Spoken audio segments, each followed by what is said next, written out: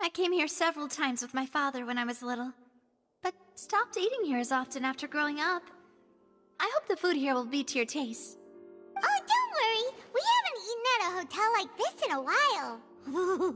Paimon's getting excited already! In that case, I'll go order for us first. Please wait here a moment.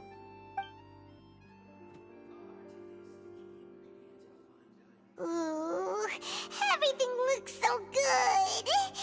People in Fontaine sure know how to enjoy life! Why, of course! Go ahead, try whatever you like. If the food's good, I'll make a group reservation for the rest of Spina di Rosula next time. And if it's not? Well, then I'll still bring everyone. Albeit with only one dish per table. You, sure have your own way of doing things.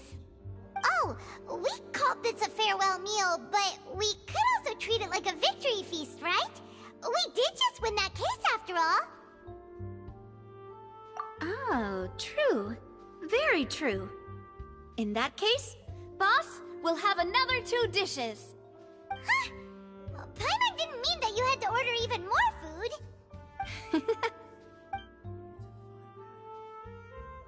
Speaking of cases, do you think that the mastermind behind the serial disappearances will get caught soon now that this has all happened?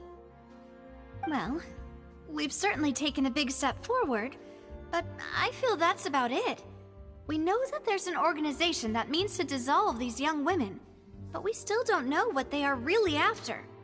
If it hadn't happened right in front of us, Paimon wouldn't have ever believed that a person could be dissolved like that. Right? Yet it was because this was such a preposterous notion that the investigation could never really move forward before. Ugh. If only that guy could have finished speaking! We were so close to hearing who was behind it. In such investigations, even the smallest step can seem like a yawning chasm if the trail of clues is cut off. To be honest, I don't have high hopes for any follow-up that the authorities might conduct. It's not that I don't have faith in their ability, it's just that a different perspective is required in some matters. It's easy to guard against and deceive a single narrow perspective.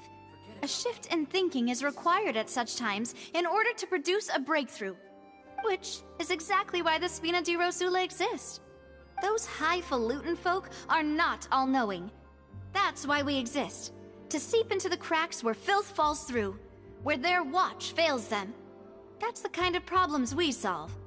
Seems Paimon thought things were simpler than they actually are. It's all right. Well, this was supposed to be a farewell meal, so I doubt you have further interest in this business, right? Let's talk about something else. Like, what are your future plans?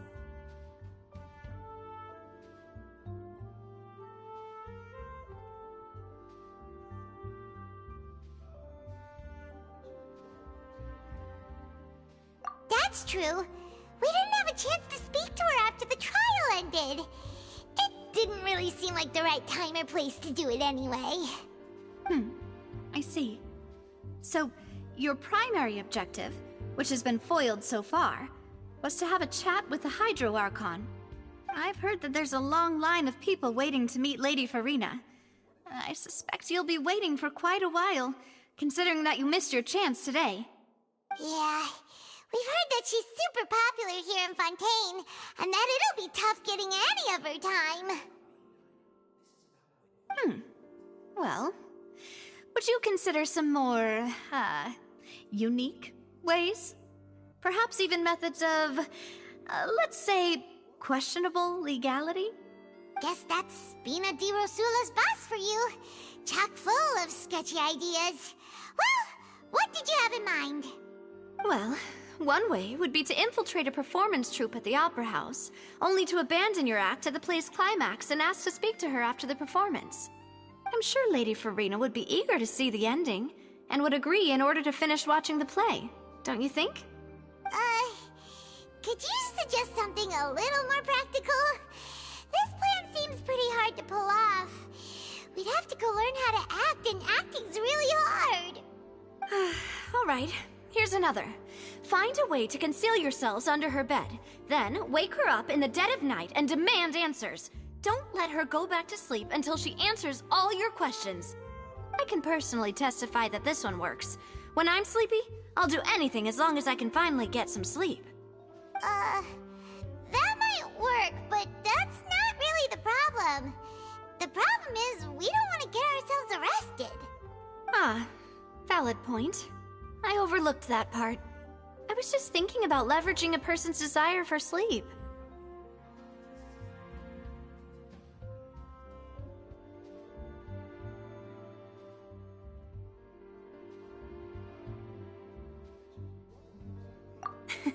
All right, no more joking around. Perhaps you could... Oh, I don't know. Cut the line when she's on a break. You did defeat her in court, clearing citizens of hers from false accusations. False accusations she had nearly upheld personally.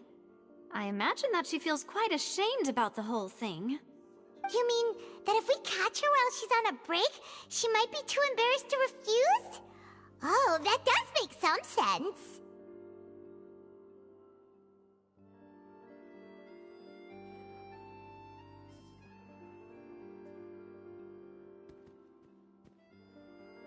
Why don't we give it a try after this meal?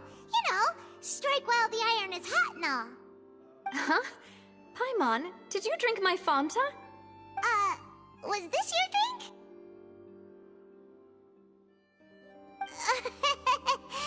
Sorry about that. Paimon wasn't really paying attention and the cup was right next to Paimon. Would you like to order another? No, it's fine. We're just about done here. Alright. Honestly, Paimon wouldn't recommend Fanta anyway. It tastes kinda salty and icky.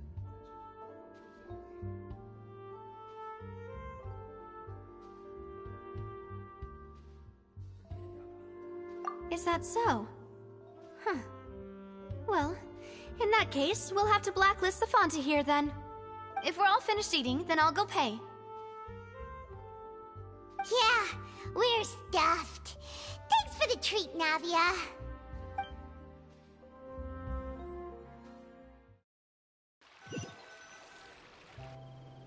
Oh, so full.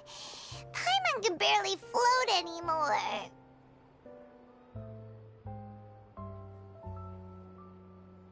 Nah, that would be so... normal. You know, like you. Okay. As for expenses this month, we're left with... Hey, Navia! What are you doing over there? Oh, nothing. It was just a meal, you know? Nothing the Spina di Rosula can't cover.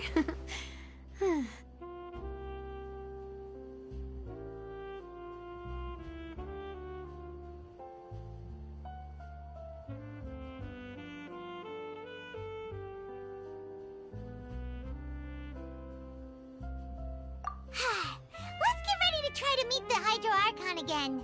Bye, Navia! So this is goodbye, huh? Well, if you do encounter any other trouble in Fontaine, you're always welcome to contact the Spina di Rosula. I'll give your request the highest priority. In any case, I wish you smooth sailing. I'll see you again, partner. See ya!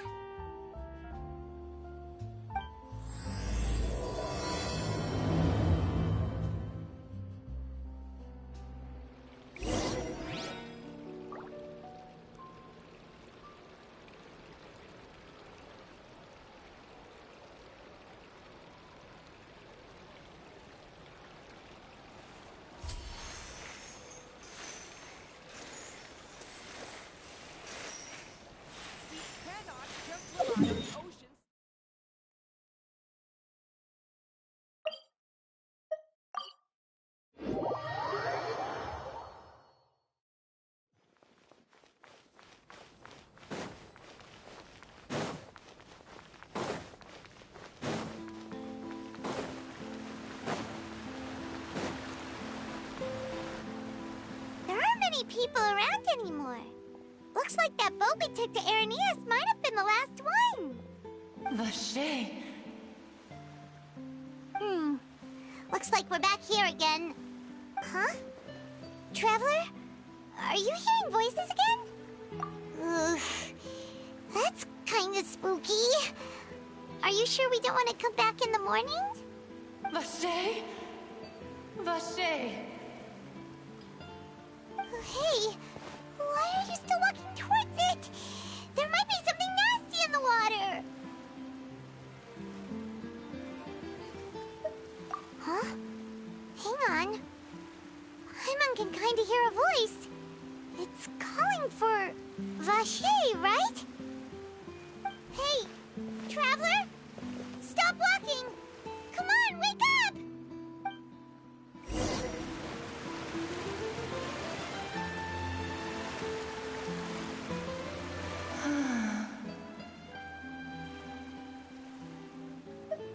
Vache, are you... my dear Vache? No, wait. You seem to be someone else. Do you know Vache?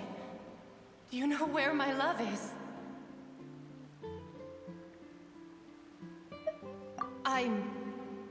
Wait. Who am I? I'm very sorry. I fear I do not know.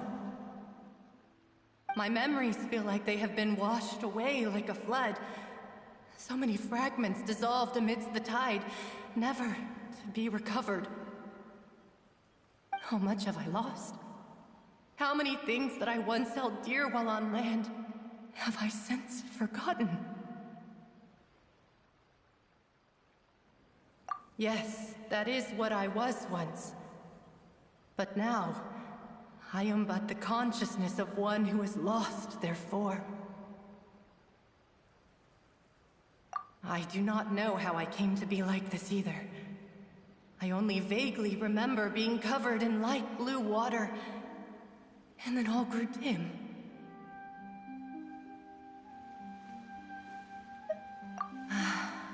I also remember going to many places.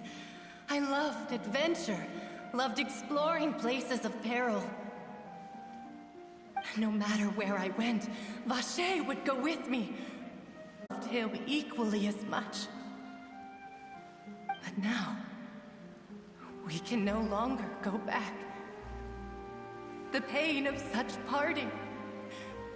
I never knew how heavy it could be.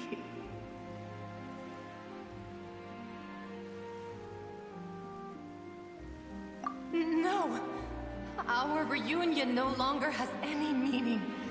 There is no way for us to create any new memories. The thought of me gives him no succor. So let it lie forgotten beneath the waters.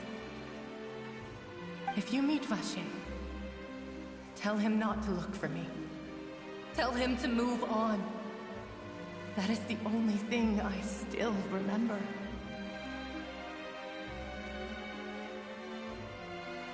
Perhaps that is so. As I was submerged in the waters, losing consciousness, I saw Vache above the surface. His eyes were filled with such sorrow, such longing. If only I could have comforted him, told him that I did not suffer. Indeed, I had felt a great warmth. Is that what you call it? Dissolving? If anything, I consider it a form of release. It was a state of neither fear nor frenzy, with only an endless peace, like the water's still surface. I could also liken it to being a thirsty person who drinks water for the first time, and only then sees how they have lived for so long in a world of endless want and anxiety. I think I hear your companion. It's time for you to go, I think. Farewell, then. I am glad that you were able to sense my presence. Remember, if you see Vache, Tell him not to seek me out any longer.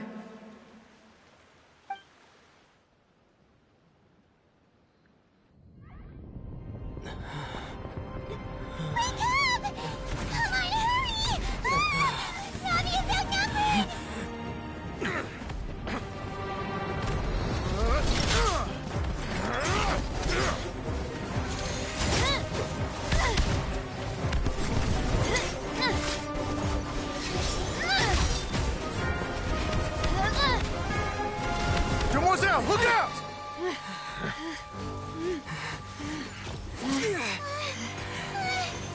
Dear God, it's a whole army of Gardamex.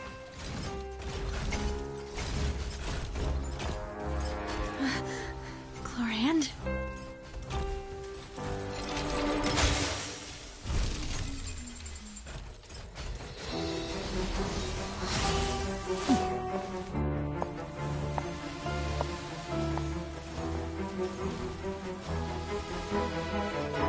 Quick, now's our chance!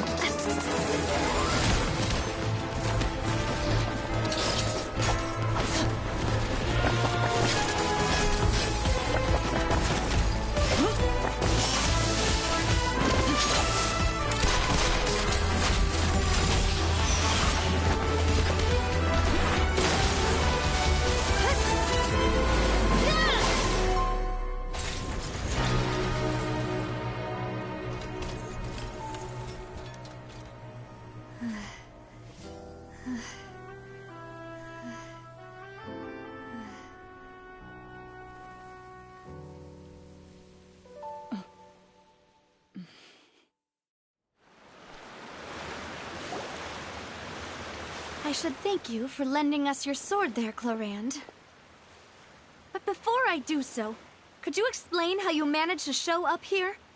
I followed you. It seemed to me that danger has followed you more closely as of late. I believe that following someone without their knowledge is actually called stalking, is it not? Mr. Callus's last wish was for me to ensure your safety, and I will not betray his trust. He would do the same, were he alive today. Do not speak of my father! Sorry, demoiselle. I was not strong enough. Thank you for your aid, Miss Chlorand, but do keep an eye out for your manner of speech. I believe we all wish to avoid unnecessary emotional harm. Sorry, I did not consider your feelings. Whatever. What else do you know? How did you come to the conclusion that I'd be in grave danger? I doubt I know much more than you, but I believe that the mastermind behind the serial disappearances is very powerful. Your performance tonight will almost certainly attract their attention. I'm sure they've known about me. To be honest, I'm shocked it's taken them this long to act against me. And what about these Gardamex? I thought only those associated with the Maison Gardiennage could control them. None of these mecha have serial numbers. I was sure to check a moment ago. They are not the ones used by the authorities to enforce the law.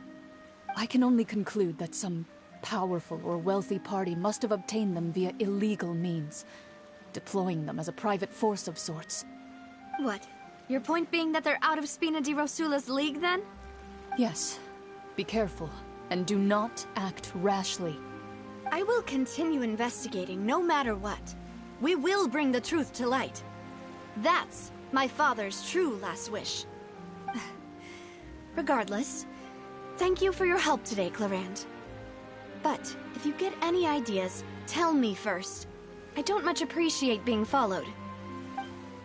I do not think that they'll strike again anytime soon. So I shall stop following you. Good day, all.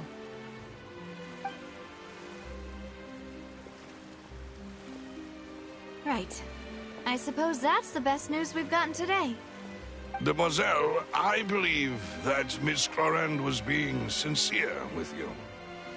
If we tried, we could attempt to thaw relations a little. I know, she's...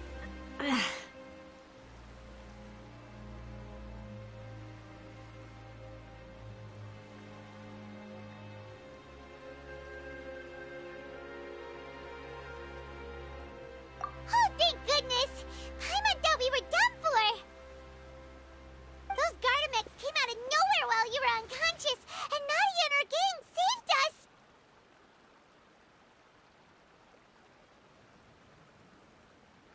And there was that champion duelist named Chlorinde who came out to save us too! We got lucky there. Paimon probably couldn't have fought them off otherwise. Oh, come now. Forget all that polite talk. That wasn't really a farewell meal we had back there. Not for me, anyway. In truth, I hope that every meal we have together shall be a victory feast. As such, we're still partners. There's no need to thank me. It will take 50 years for me to match Demoiselle's magnanimity. If it were me, I would have joined the Spina di Rosula on account of her goodwill long ago. All right, you two. That's enough. Actually, Navia, how did you know that we were in danger? You sure did show up in the nick of time. Well, to be honest, you're the one who tipped us off, Paimon. Huh? Really? Paimon contributed somehow? Oh, Paimon's even more amazing than she thought! Yes, all thanks to you grabbing my drink by mistake. How did that help? After we parted ways, I was on the way back to one of our bases when I suddenly thought of what you said. That the Fonta tasted kind of salty and icky.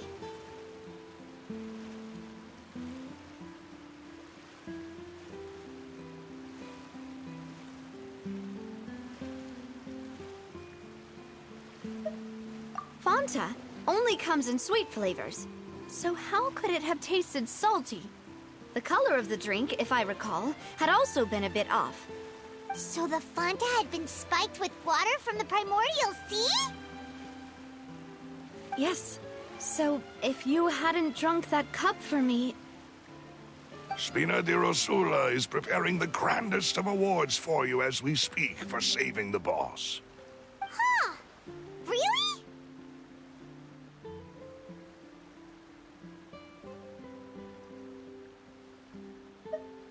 I sent people to Hotel de Boer to investigate, but whoever did this left no trace at all. That's when I figured out that you might be in danger, and hurried here as quickly as I could. But why would they go after us too? All we did was defend Linny in court and help clear his name. Ugh, now we're caught up in this mess too, aren't we? Well, you did foil a plan that they were probably pretty proud of, and almost got their name in the process. Speaking of which, did anything strange happen when you drank the primordial seawater? Well, it can't be a coincidence that the Traveler fainted just now. He said that he heard that voice calling for Vache again. Oh, and this time Paimon heard it too, but it was real faint. Does this situation have to do with the primordial seawater then?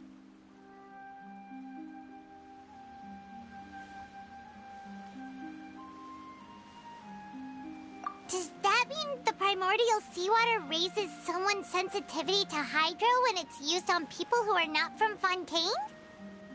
That doesn't sound like too much of a bad thing, to be honest.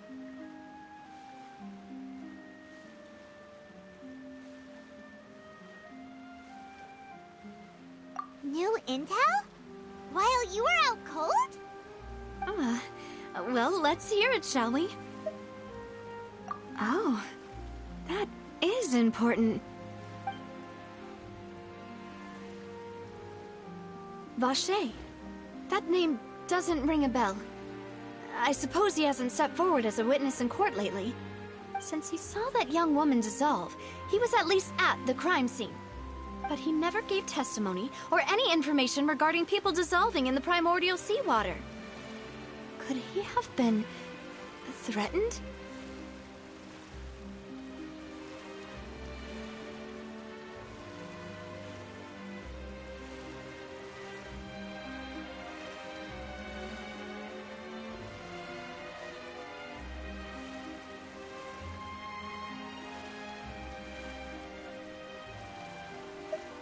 Yes, thank you. This is very important information indeed. We will continue to investigate. Oh, you mean you'll help us investigate? Well, you did say that our farewell meal didn't really count. That means we're still partners, right? And besides, we're in this now whether we like it or not. You're not gonna let those people who targeted us get off the hook so easily, are you, Traveler?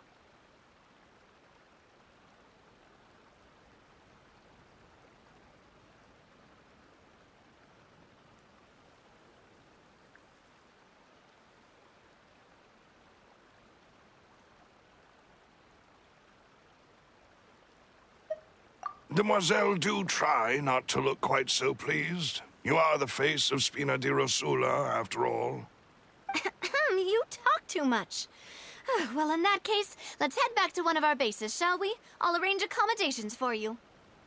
We also have some plans to go over, and hopefully we can deepen our bonds as partners. But we'll take that one step at a time, I guess. Don't worry, you two. With us around, our base is definitely secure.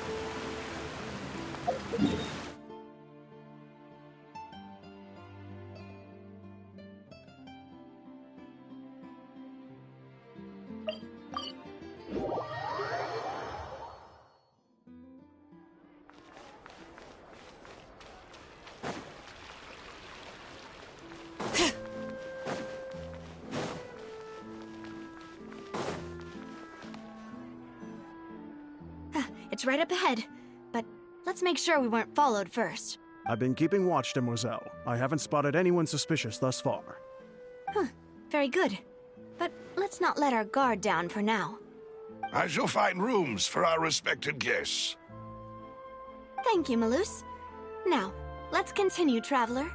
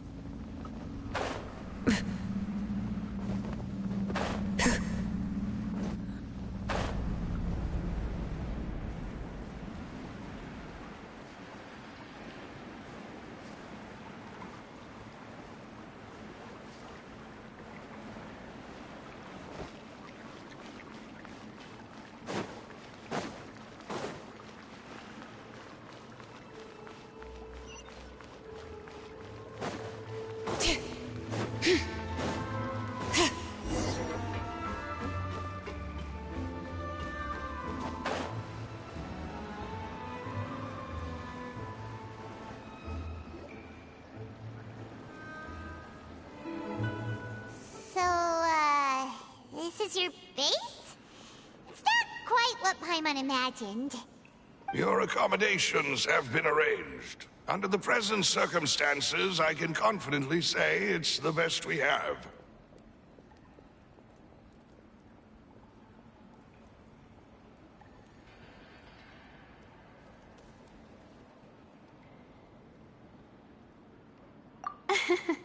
Well, our funds have been a little tight lately. After all, we don't allow illegal or unethical profiteering. In fact, our funds often come from citizenry who support us. Seems like it's tough times for everyone. But if you have the support of the people, that does sound like it's worth it. To be honest, our financial situation was a lot better back when my father was in charge a few years ago. I'm afraid I'm not quite his equal. Your father... he was the previous boss of Spina di Rosula, right? How did he... Demoiselle, if you'll allow me to explain. No. I'll explain it myself. I suppose I couldn't run from this topic forever. And as partners, this is something I hope they can understand. My father's name is Callus. Yes, the same one they call Callus the Unfaithful in the streets. 3 years ago, he was accused of murdering his own friend. But he chose a duel to defend his honor instead of standing trial. He died in the duelist's ring. Oh no. But I do not believe my father was a murderer. I'm sure he was set up. At the time, I believed that if he only stood trial and was duly investigated, something amiss would crop up and prove his innocence. But strangely, he not only requested the duel himself, but rumor has it that even after being seriously injured, to the point where he could be deemed as having lost the duel, he refused to surrender, determined to die in the arena. 3 years later, I still don't understand why he did that. How could he protect his honor if he's dead? If anything, he gave up his chance to defend himself.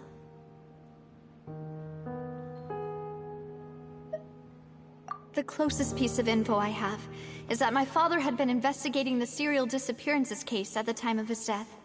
Ah, so that's why you're so determined to get to the bottom of that case. That's right. I've also tried to investigate the murder my father was implicated in, but I haven't found a single new clue in my countless reviews of the investigation records. However, I believe that if the murder case is related to those behind the disappearances, they must know something. I must know what really happened. Was my father coerced? Framed? Even if he really did kill his friend, I must get to the truth. If only he'd been more open with me when he was still alive. He even hid the fact that my mother died due to complications when giving birth to me. And now, here I am investigating his death. You really are a handful, aren't you, Papa?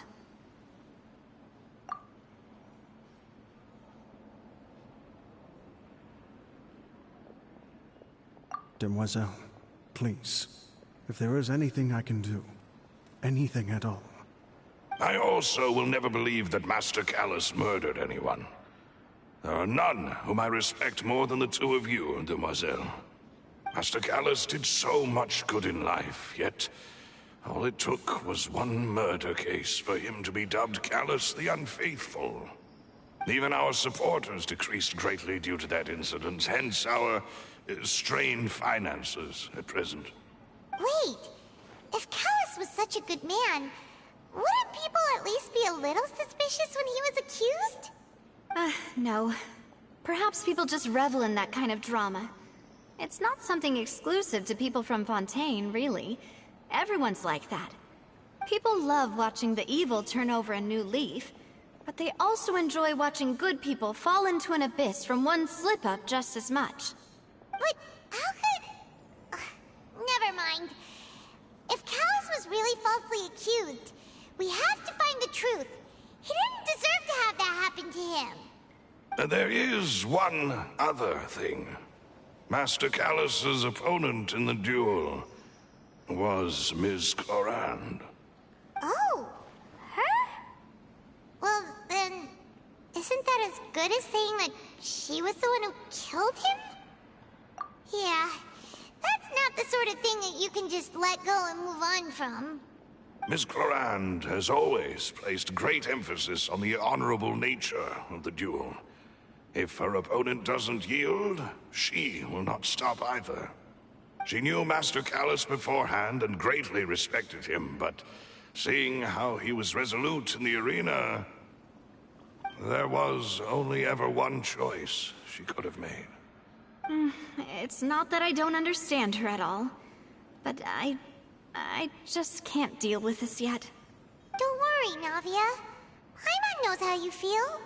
You don't have to force yourself to do that. Afterward, Ms. Clorand told us that at the start of the duel, Master Callus requested that she ensure Demoiselle Navia's safety.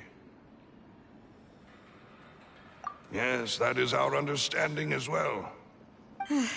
Oh, Papa. What madness drove you to ask the person who killed you to take care of me? All right, anyway, that's the information I wanted to share with you. Even if it did sound like I was just complaining towards the end. Thanks. You two should go and rest. This was quite a day after all. Yeah. Paimon's beat. Please, relax and get some sleep. We will ensure you rest soundly.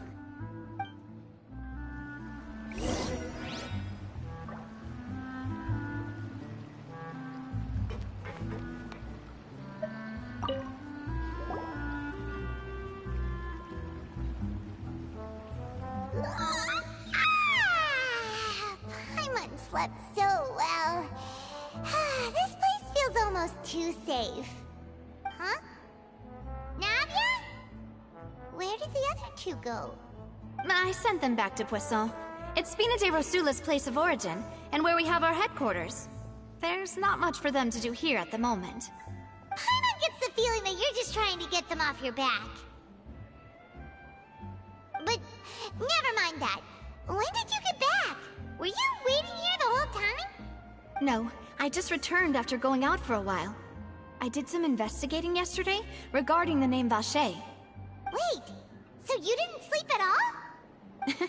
How could I after having such critical new evidence appear? Guess Paimon wasn't speaking for everyone just now, huh? Unfortunately, this name seems to have been wiped from existence. It doesn't seem to have a match anywhere. I suspect that those behind this have already taken steps to hinder an investigation from this angle. But that does prove that this Vache person is a key witness in the incident. Does that mean we're too late, though? No. There is one ray of hope. One place in Fontaine that they would find almost impossible to threaten, no matter how much they wanted to. And that is the archives kept by Chief Justice Neuvillette. A place where detailed files on all the cases in recent years are kept. If the Oceanette you met is one of the young women who went missing recently, we should be able to find some related information there. So Neuvillette maintains an archive of case files? Whew. Guess that's the hard-working Chief Justice for you. In that case, let's go talk to him, shall we? Aren't you coming along, Navia? Did you get tired? No, it's nothing. Let's go see the Honorable Chief Justice.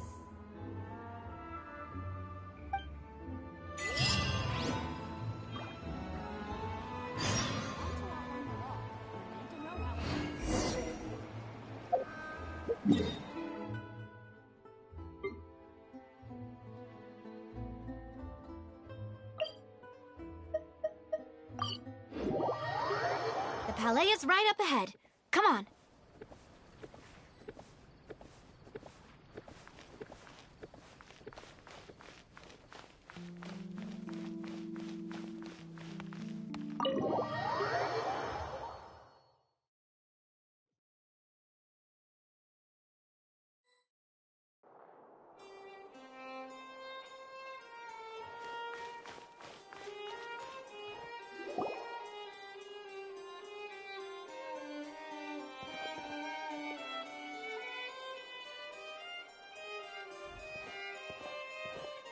Halt! Please state your business here. The Chief Justice is presently occupied with official matters.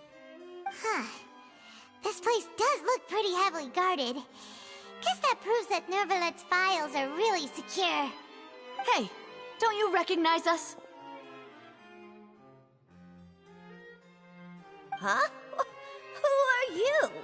Just to be clear, I don't care who you are or who you might be related to. Our rules make no exceptions. See? They've got great discipline, too. Yep. Paimon can tell. If you're here just to crack jokes, I can point you towards the exit. Unlike some, we're busy, so please leave if you don't have a reason to be here. No. What I meant to say is, shouldn't you remember us from a few days ago? We were at the trial of the great magician Linny. Oh, yes, I remember. I read about it in the Steambird. You must be Linny's attorneys. It's all coming back to me now. We're here today to report and archive some information on a follow-up case. Huh. Is that even a thing? Of course. Don't worry. We're here on official business. You can trust us. All right then, I'll let you through. The Chief Justice is just inside. Ah, thanks so much.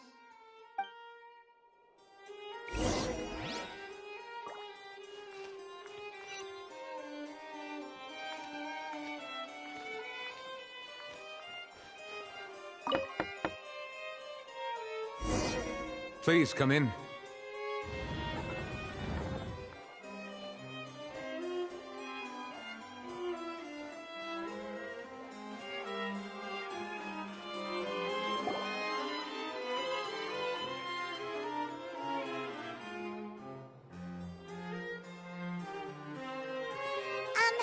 Sorry to barge in, Monsieur Nervalet. We only lied to get in because we didn't know any other way. It's all right. Please let me know how I may be of assistance to you.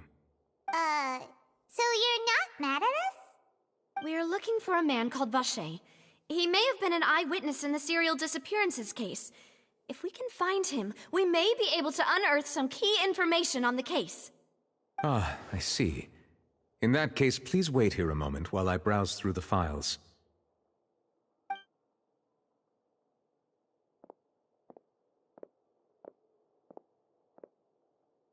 Who knew that Nervalet would be so easy to talk to?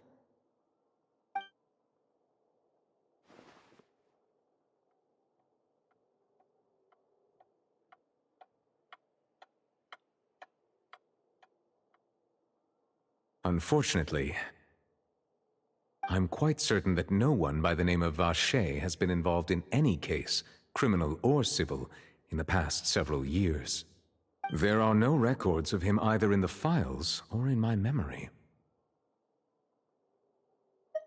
Traveler, what if it was really just a dream? Is that so? All right then. Thank you so much, Monsieur Neuvillette. We'll take our leave now.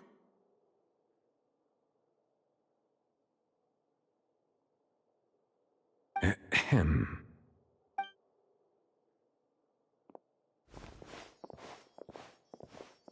Miss Navia, I can understand how you feel. Your father, Callus, was a truly exceptional man. We deeply regret his passing.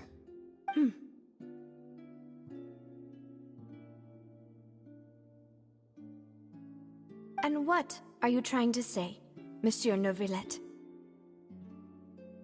Are you trying to console me? Extend your sympathy? Or just express some tendril of regret? No. You are not trying to do any of that. I can hear it in your voice. There's no emotion behind your words.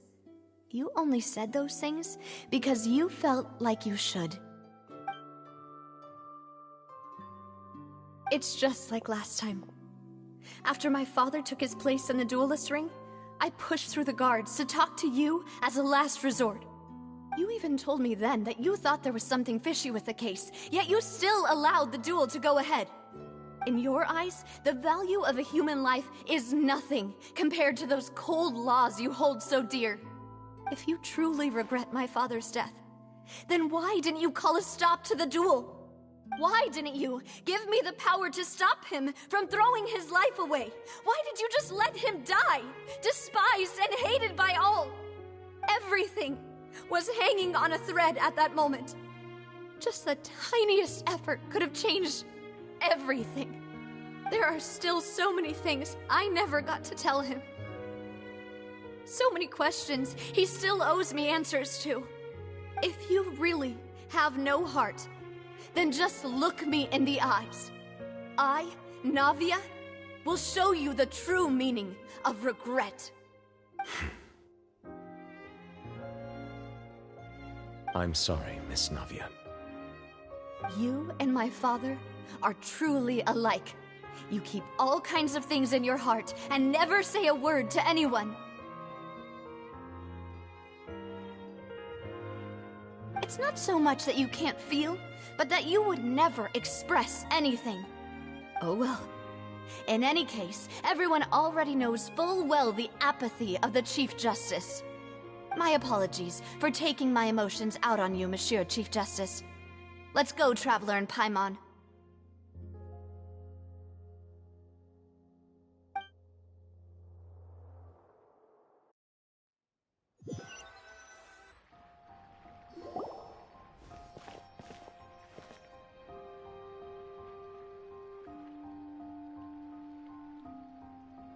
Navia, are you okay? I'm fine. Rain. It's raining. You're right. Wasn't it still sunny when we went into the building? And there shouldn't be any active trials today. How strange. Now that I think of it, on the day my father was convicted of murder, it was also raining. What is it? Did you think of something? Yeah, he was outside. It was uncovered and the rain could fall there. Why? Do you think the rain could have affected the crime scene? That thought has occurred to us before. We've even expanded the search area to try to account for that, but didn't find anything of value. Oh? Wait. You don't mean... So you're saying that the true murderer could have been turned into water and then got washed away with the rain? Yeah, and if that's what had happened, then no one would have believed your dad, even if he explained what he saw to the authorities. I really think I found a true genius for a partner. You're completely right. How did I not connect the dots earlier? All right, let's go to Poisson. With this new lead in mind, we'll get to the bottom of my father's case for sure. Yeah, we're gonna make progress for sure this time. Do you want to go with me now? Or do you want to head over by yourself later?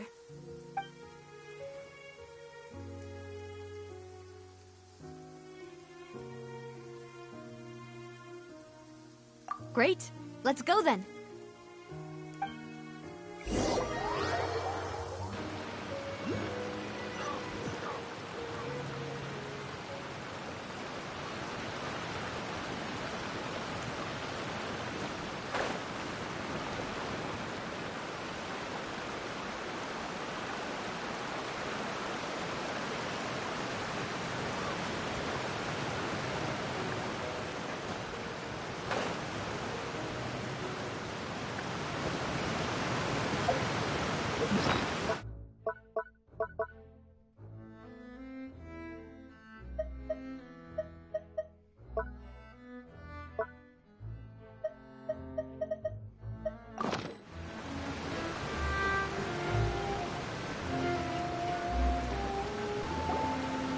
Whoa, what a huge ship!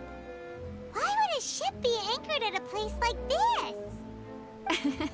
There's no need to be so surprised. While it may look like a ship, it's actually Spina di Rosula's headquarters. My father was the one who asked for it to be built like this. Perhaps our taste in exterior design is the only thing we occasionally had in common. A gigantic and glamorous ship embodies discovery, opportunity, ambition, and conquest. It symbolizes Spina di Rosula's bright and limitless future. And Paimon thought you were bluffing when you said Spina di Rosula had a glorious past. Paimon was confused why a group with such a history would live in the sewers. But now that Paimon has seen this ship for herself, she's been convinced.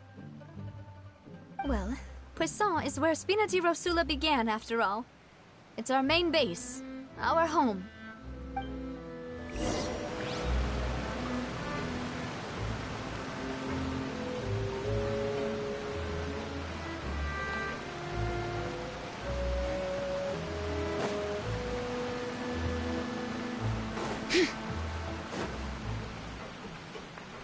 Intel is just like teachers. You gotta invest a lot before you can start over.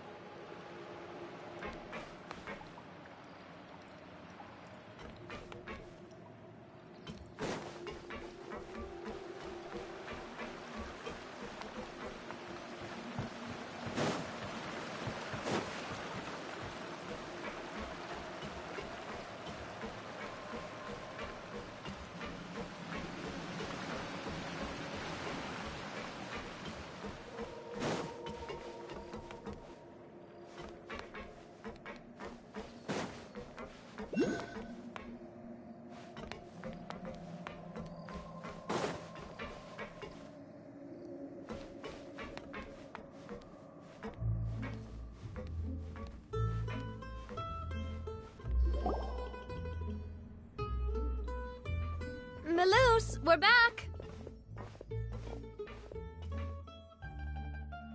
Apologies for the wait, demoiselle, and our most important partners. You said before that you still had some business at the court. What brings you back to Poisson so quickly? About that. It's because my partner here reminded me of something really important. You see, what if my father's case had something to do with water from the primordial sea? You still remember, right, Malus? On that night, it was raining? Yes, the case was quite similar to that of Mr. Linney's. Both were what you'd call impossible murders. Could you tell us a bit more about what happened before? Yeah, of course. Many years ago, something called synth began to gain popularity in Poisson. At a glance, it was a kind of drink that could excite your mood and produce many pleasant hallucinations. Wait! Didn't that guard guy who turned into water also mention that the primordial water could be used to produce some kind of potion? Yes, he did. Considering what we know now, it's almost certain that synth is created using water from the primordial sea.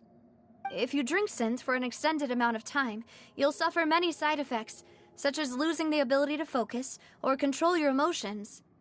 And if you were to stop drinking it completely, you'll experience flashes of paranoia and anxiety while lacking energy to do anything. It's an extremely dangerous substance. As he oversaw Poisson, my father was compelled to put a stop to synth abuse and called for a complete ban of it. Boss's uncompromising attitude incurred the synth vendor's wrath, but no matter how much they threatened or bribed him, he refused to yield. Not only that, Boss became determined to find the mastermind behind the synth operation and put an end to the problem once and for all. Yes, but the enemy was very cunning. So he could never get anything out of the dealers, all of whom only sold the stuff and weren't privy to the rest of the operation. Recognizing that, my father decided to contact the dealers in secret and cultivate personal relationships with them. Finally, he was able to convince someone to become his informant. The man's name was Jacques. He felt greatly ashamed about his work after seeing many families destroyed by synth abuse.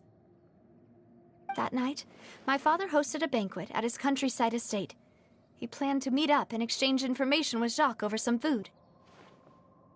But then, we heard 2 gunshots from the courtyard. We raced to the scene and found my father, still holding a gun, and Jacques, who was already dead on the ground. Huh? How did that happen? Aren't they on the same side? Sounds just like Lenny's case, doesn't it? In both cases, the culprit seemed obvious, but neither appeared to have any motive at all. Looking back on it, though, I now believe the most important clue was something we all overlooked at the time. There were pieces of clothing left at the scene. Precisely. It's all thanks to you that I made the connection now. Back then, we all just thought they were some costumes that Jacques used to disguise himself at the banquet. But, considering it now, it's almost certain that they belong to a third person at the scene.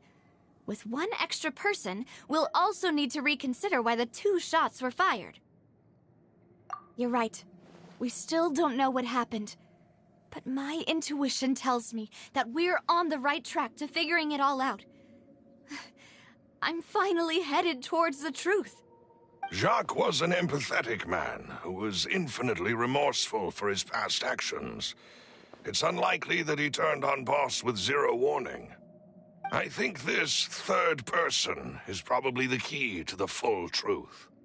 On that note, however, even though this will not please you, demoiselle, as your and your father's butler, I must still offer a word of warning. Our opponent is insidious and cruel. They are extremely difficult to deal with, and Boss has already lost his life trying to bring them to justice. Even though Spina de Rosula has lost most of its former glory, Poisson has welcomed a new time of peace, and we have been allowed to live out our lives. There is no need to follow your father's path. It would be both wise and in line with Boss's wishes to step back and give up on the case. If that's indeed what he wished for, then he should have told me that himself. Was I not the closest person to him? And yet, I was the one most kept in the dark. What was the point of him dying without sharing any of the secrets he knew? Did he manage to protect anything in the end? Synth is still here. Callus the Unfaithful is still his epithet. And Spina di Rosula is barely getting by. Nothing has changed. Did he think I'd just accept his meaningless death and live out my life just as meaninglessly? I've never accepted that. Ever. Not since that day, and certainly not now. I want to find out the real answer for everyone's sake. For the missing girls, for the victims, and for myself. Navia. This is indeed the best moment to act. Your partner appears to be quite reliable, and more importantly, Demoiselle, I think you're also ready to take this on. So you do know something else, Malus? Yes, I do. In fact, even before that banquet, Boss already knew of the connection between Synth and the serial disappearances case. But what drove all the tensions to the boiling point was the revelation that you, Demoiselle, had been selected as the next target to disappear. What?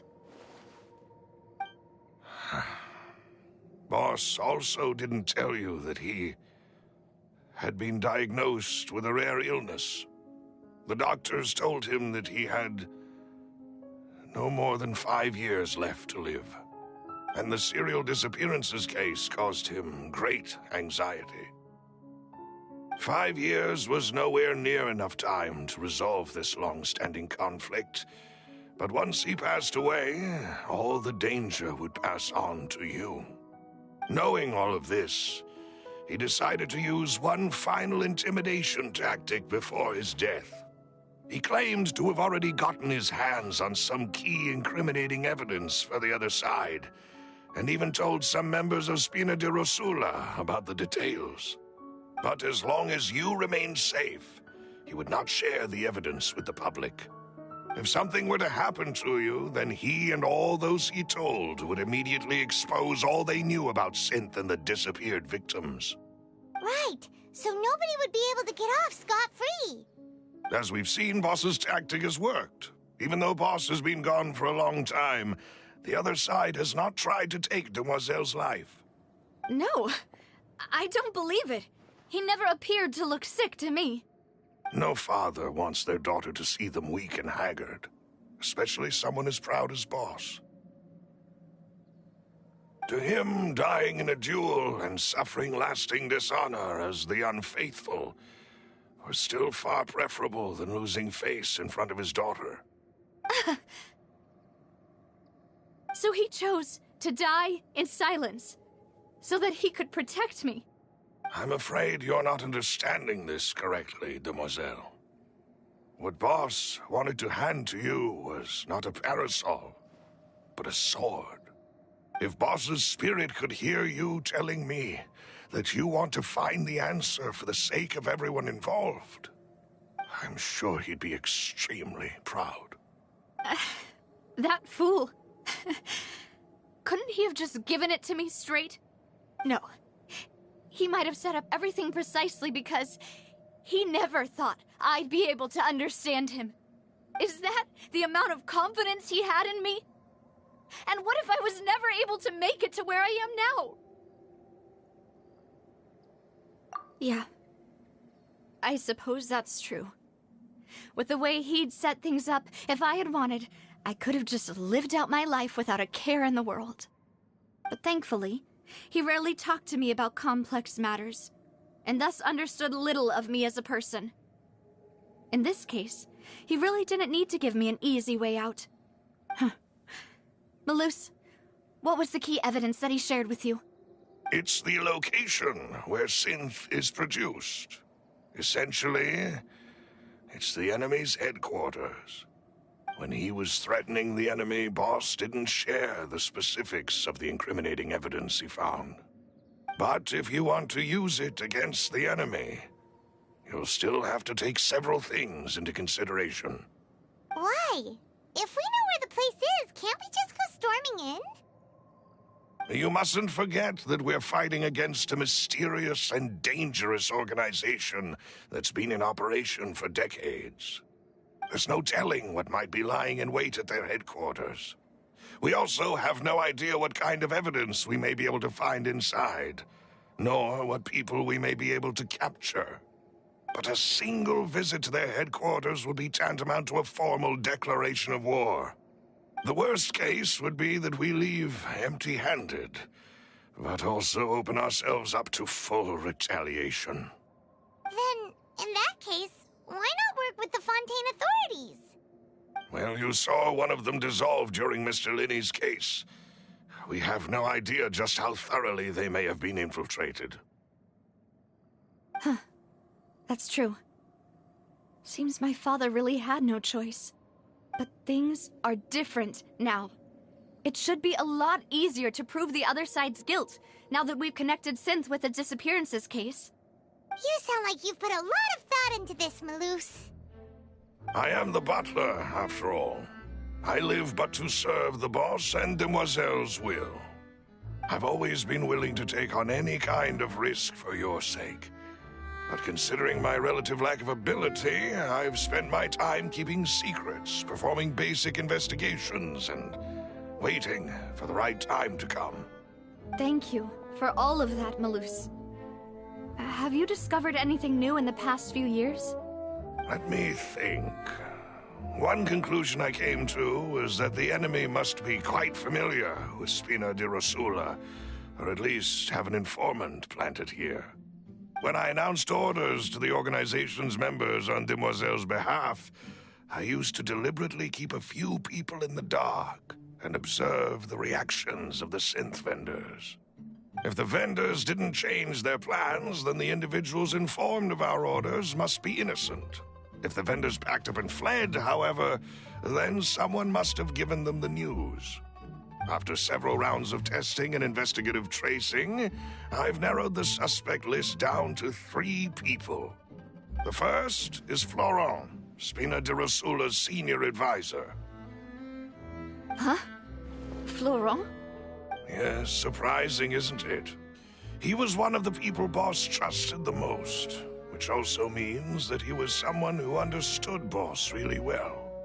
Thanks to his position within Boss's innermost circle, he always knew our upcoming plans and could thus avoid capture this whole time.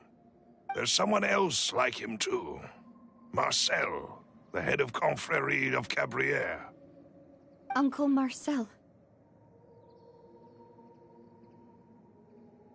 It's a guild in Poisson. Boss helped it to grow to its current size and prominence. In the beginning, they were only reselling some daily goods, but now they're one of the richest guilds around, with a lot of business connections in the city. So, they're like a sister organization of Spina di Rosula? Yes, you can say that. When we were fighting against the synth dealers, they provided us with plenty of support. It's a bit difficult to imagine someone using their own money to hunt down themselves. The final suspect is Thierry, the man responsible for coordinating information between Spina di Rosula and the guards. Although the guards mostly leave us to our own devices, there are still many activities we have to report to the local authorities. Since Thierry is always in the know about our current activities, he could theoretically always plan one step ahead. I see.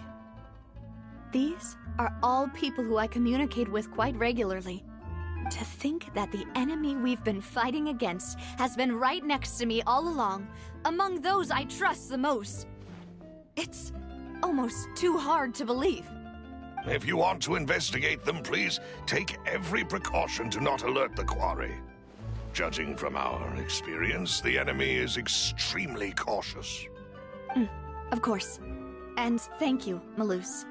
You've provided us with a lot of great information. You're too kind, my lady. I'm just doing my duty. And before I forget, proving Boss's innocence would also mean clearing him of blame in Jacques' death.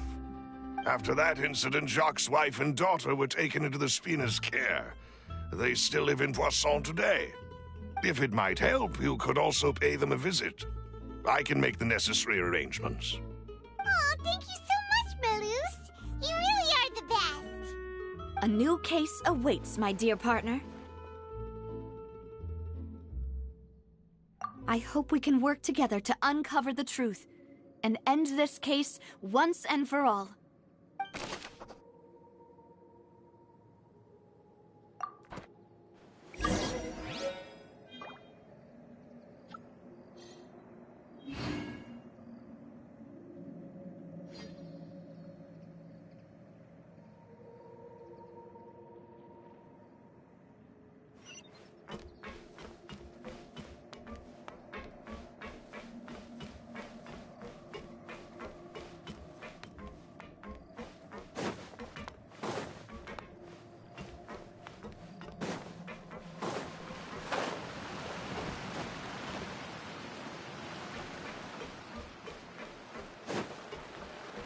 I'm just saying, if you play with fire, you're gonna get burnt. Yep.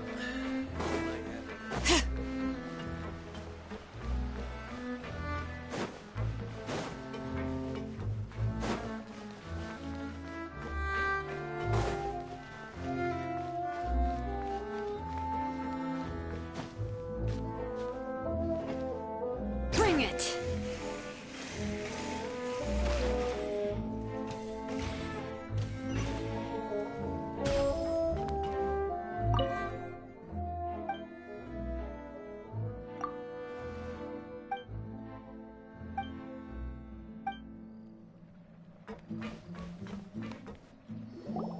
It is settled, then. Please excuse me, and enjoy your conversation at your leisure. Thank you for arranging everything for us, Malus. Excuse me, miss. Do you need anything from us? Oh, Hey, Navia's all quiet. This isn't like her at all. I'm sorry that I only came to visit after all this time. After what happened, I didn't know how I was supposed to face the two of you. Ah, if it's about that, there's no need to apologize. After my husband died, Spina di Rosula sent us a lot of mora and support. I understood your guilt and apology to be genuine. But aren't all of those things nothing compared to the loss of Jacques? I can understand the kind of pain that comes with losing a father so needlessly. You don't understand at all. I didn't know how to face you, because I didn't know what I could possibly bring as a consolation gift. I know only the full truth could bring closure to you, and to all of us. Mm-hmm. I'm sorry. I appreciate the sentiment, but you don't have to carry all that guilt. On the matter regarding my husband, my daughter and I have more or less found our answer already. Would you mind sharing it with me? I really can't believe that my father could ever bring himself to shoot Jacques. I always knew that my husband's money was earned through others' suffering. He told me countless times that if he could turn back the clock, he would never go into the synth business again. He had many regrets, and felt that he took the idea of providing for his family too literally. For the longest time, he thought Mora was everything. So when Mr. Callis came to him with a proposal, he accepted it almost immediately. He tried to be as careful as he could, but even so, he was still found out by the higher-ups. They found out about his betrayal? Papa didn't say that exactly, but Papa did tell me that I should never be ungrateful. Before he left that day, he told me that he had no choice. It was only later that I realized it was his final farewell to the two of us.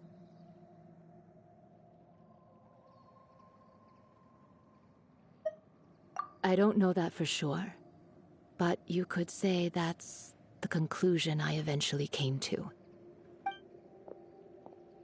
which is why I'm the one who should feel guilty. Callus had always taken great care of us, both when he was still alive and after he passed away. Even if he fired the shot that killed my husband, it was likely in self-defense. It is impossible for me to hate him for what he had done. But Mama, why is Papa still the bad guy if he did the right thing? Papa always wanted to be a good man, so why did he have to do a bad thing in the end? Well, things aren't always as they seem. You still feel like your Papa was a good man, right? Yeah, Papa was a really good man. The best in the whole world. Then you should hold on to that. If a good man had to do a bad thing, then he must have had his reasons. Regardless of whether he left you a parasol or a sword. He must have done so to give you a better life. Oh. Thank you for everything you've told me. I will definitely find the truth. The current state of things is not something I'm willing to just sit back and accept. Thank you. I'm very grateful to hear this from you. Even though your personality is quite different from your father's, your determination when you speak is really similar. You really think so? That's the first time anyone said that to me.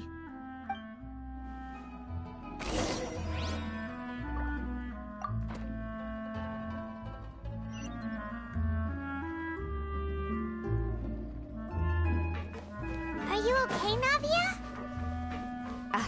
I'm fine. Don't worry. Let's investigate the 3 suspects next.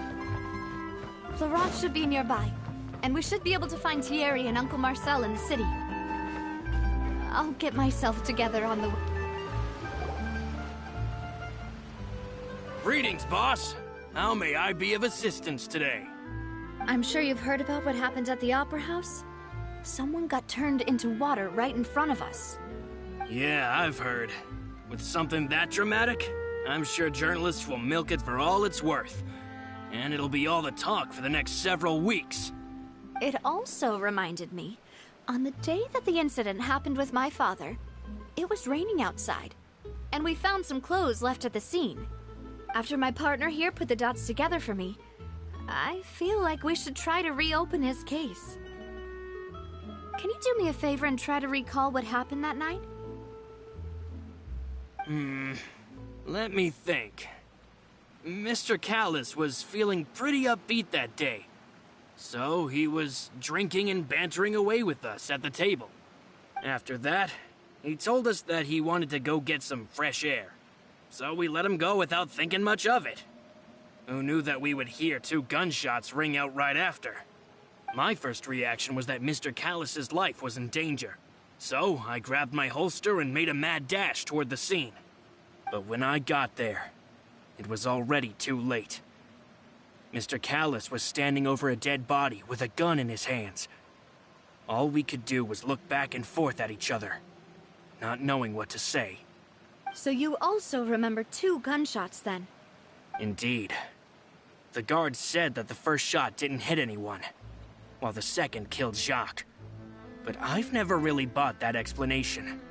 Reason being, Mr. Callus had left his gun on the table. I even made sure to confirm that before running to the scene. But according to the guards, that doesn't mean he couldn't have had other guns on his person. About the clothes left at the scene that you mentioned, do you think there was a 3rd person there who was turned into water? At least from our perspective, my father had no reason to kill, so he would also have no reason to bring an extra gun with him. The gun he was holding probably belonged to Jacques, or a 3rd person on the scene. Yeah, that makes a lot of sense. So you're saying Mr. Callus ended up with the gun because he seized it from one of the other guys? But hold on. If that's what had happened, then why didn't he share the truth with any of us? He didn't even want to face the Oratrice machine, and chose instead to prove his honor in a duel. Did he lose all faith in the courts After seeing someone dissolve right in front of his eyes? About that, Malus told me a thing or two. So, I think I can understand why he committed to the duel. I'll tell you everything, once the whole truth has been revealed. I understand. Then, I'll leave Mr. Callus's honor in your hands, boss. And if I may just say one more thing. The whole Callus the Unfaithful epithet has been a thorn in my side since the day it was invented. Many people have laughed at me for still calling him Mr. Callus, even after so many years have passed. But it was Mr. Callus's trust that allowed me to rise through the ranks of Spina di Rosula and live the life I lead today. No matter what others might say, he'll always be the man I respect the most. And he'll always be my boss. Don't worry. I will definitely find the truth. You and all our other comrades at the Spina deserve to know the truth as well. Intel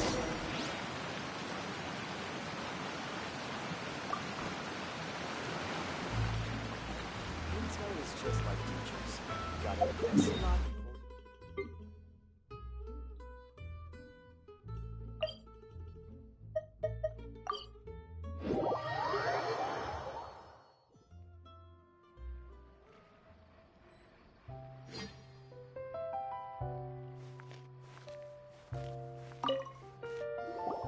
Hey, Thierry!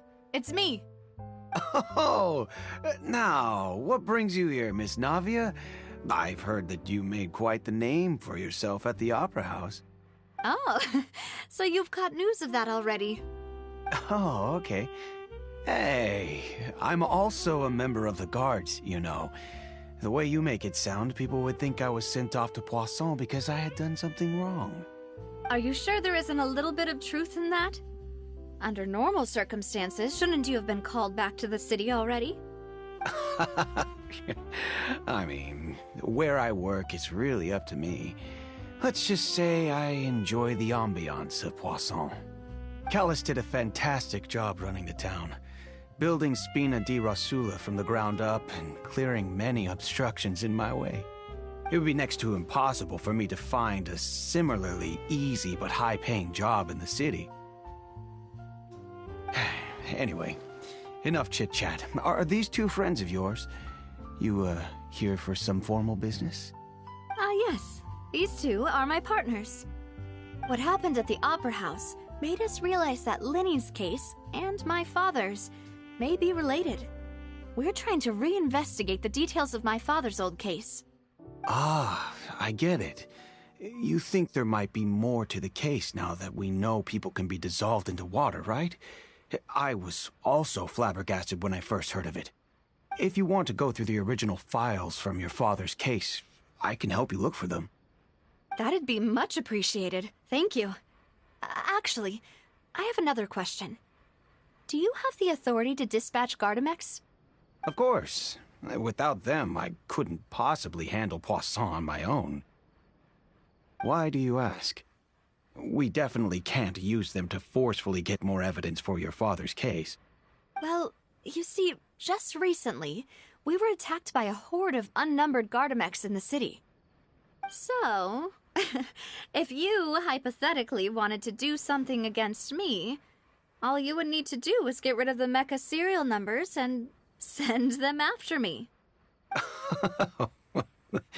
Then you think too highly of my abilities. Dispatching mecha is very different from controlling them. If I had to make an analogy, when you order a dish, the chef will make it for you. You can ask the chef to cook, but not to massage your shoulders or carry your baggage. If you try to make unreasonable demands, the chef would just think you're out of your mind and ignore you completely. The same goes for me and my Gardamex. Removing a serial number is also not as easy as you might think. There are a lot of complex steps to it, and it's almost impossible to keep it a secret. So I can promise you, those mecha were definitely private units. They're certainly not cheap. So, whoever their owner is must be super rich, powerful, or both. Now that you mention it, though, being in the synth business would definitely be profitable enough to afford this. Oh, then you're officially in the clear, Thierry.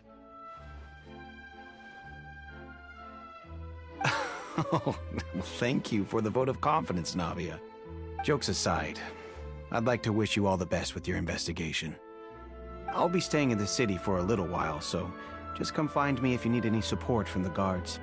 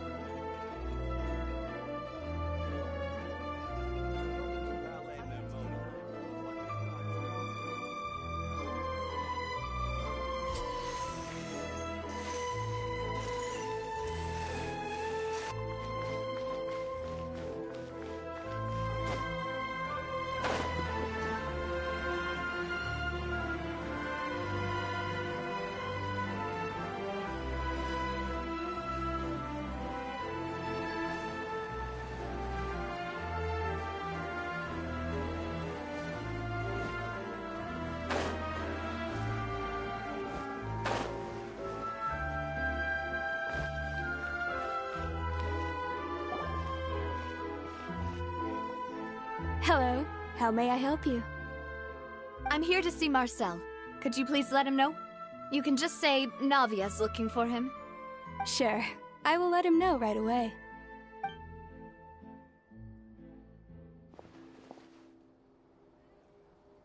Navia, hello. Sorry to keep you waiting. I'm not as young as I used to be, so my legs are giving out a bit. Oh, it's all right, Uncle Marcel. There's no need to stress. I just wanted to talk to you briefly about what happened in the Opera House. I'm sure you saw everything too, right? Yes, I've never seen anything so strange.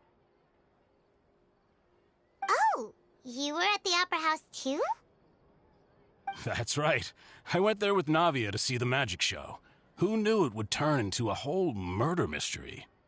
I also witnessed your marvelous sleuthing work. Quite impressive. To beat the Hydro Archon at her own game on her own turf, I can already imagine everyone in Fontaine discussing your exploits over a few glasses of wine.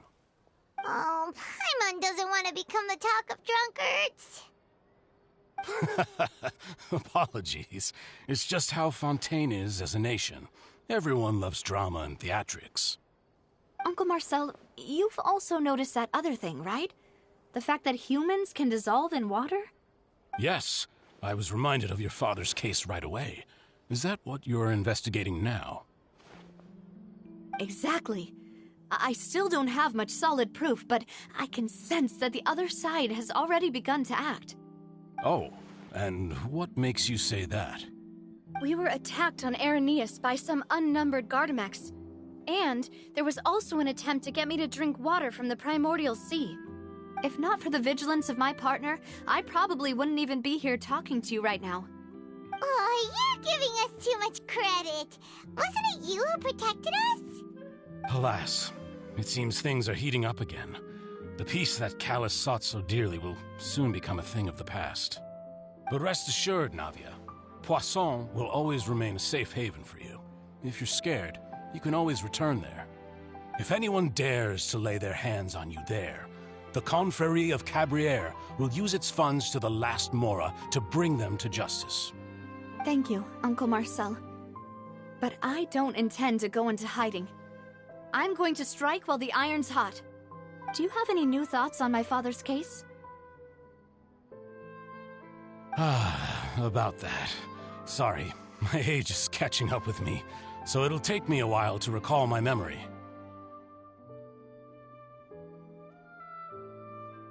The Confrérie was responsible for that banquet, so I was out and about the whole time making sure things were running smoothly. I didn't even have the time to drink with the guests. Then I heard the sound of a gunshot, and the rest was history. Oh, it's okay. No need to push yourself. We'll ask around some more, see if there are any valuable clues elsewhere. Sounds good. Just let me know if you ever need Mora. All my wealth comes from Callus's patronage and support. I'll spend however much it takes to clear his name.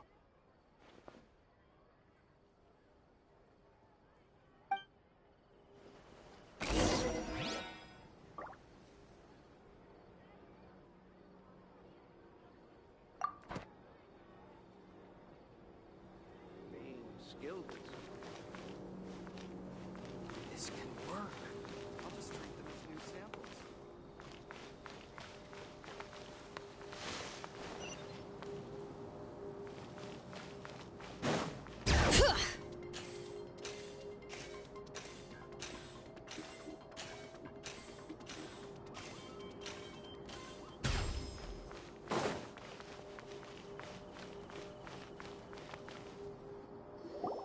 We've talked to all 3 suspects, purely based on their conversations with me. None of them sounded particularly suspicious. I suppose that's to be expected, though. If a single conversation's all that's needed to find them out, then my father wouldn't have needed to investigate the case for so many years. Anyway, even though we didn't make a breakthrough, let's still compile what we were able to find. But where should we start? Ah, you're right! Flora mentioned that Callus probably only ended up with the gun because of circumstance. That makes sense. According to Jacques' family members, he already told them that he had been discovered, and that he had no choice before he left home that day. If I had to guess, he probably received an order from the synth boss to kill my father. Had he refused, he and his family's lives would have been forfeit. So, Jacques fired the first shot? Oh? And why is that? Ooh, that's a good point. Jacques probably already knew that he was just being used as a tool for murder. And once he had completed his mission, he'd be of no more use to his boss. So, what would make more sense from his perspective would be to turn his back on the Order and seek protection from my father.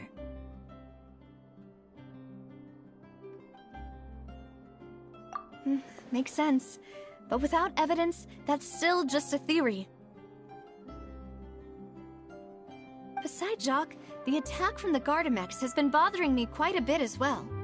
It's obvious that our enemy has become more antsy after the secret of the primordial seawater was revealed. Do you think he knew, even then, that we'd follow this lead to the end? Given everything that's happened since, it's quite possible. But who among the 3 suspects would have the ability to control privately owned Gardamex?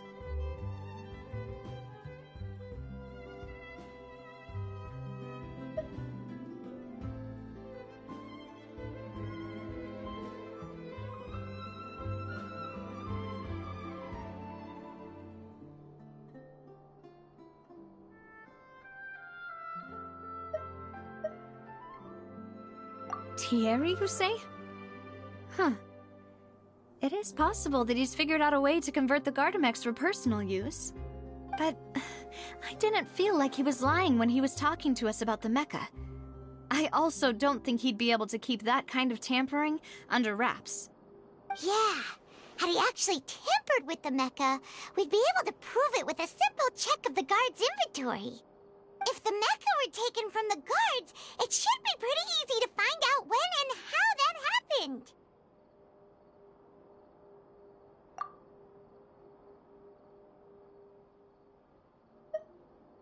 Uncle Marcel? My father did really trust him. And they worked together on a large number of projects. Maybe that's how he got to know Jacques. And with funds from the Confrérie, he could also afford a large number of Gardamex. It's still really hard for me to imagine, though. After all, Uncle Marcel has been around since I was just a child. Also, wouldn't this mean he has been spending a whole lot of mora and energy to fight his own synth business? Florent? It is true that he was closest to my father, and thus had the best chance of learning about his dealings with Jacques. But as Spina di Rosula's advisor, his work mostly deals with personnel and security, so he shouldn't have much means when it comes to finances. So you're saying he's too broke to afford a mecha army? Exactly. He can't. And even if he could, I don't think he would be able to dispatch a whole group so quickly. Who could it be?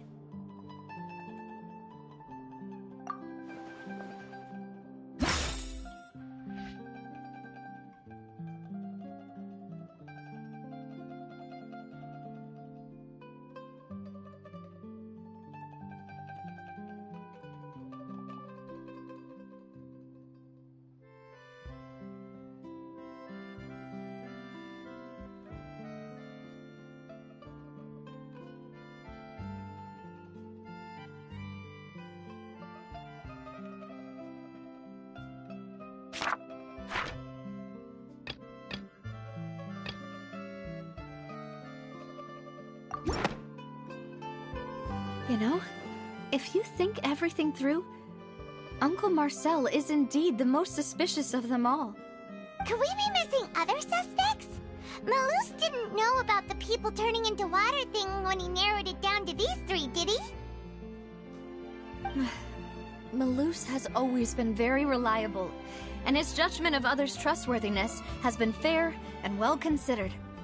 When he laid out his case for the three, the rationale he gave me made a lot of sense as well.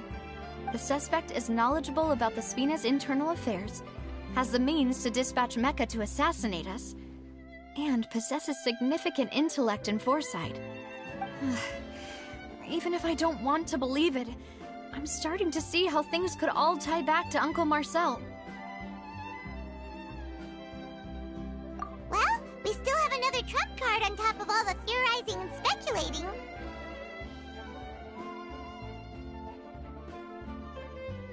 Yes, Malus did say that charging straight in there would be extremely risky.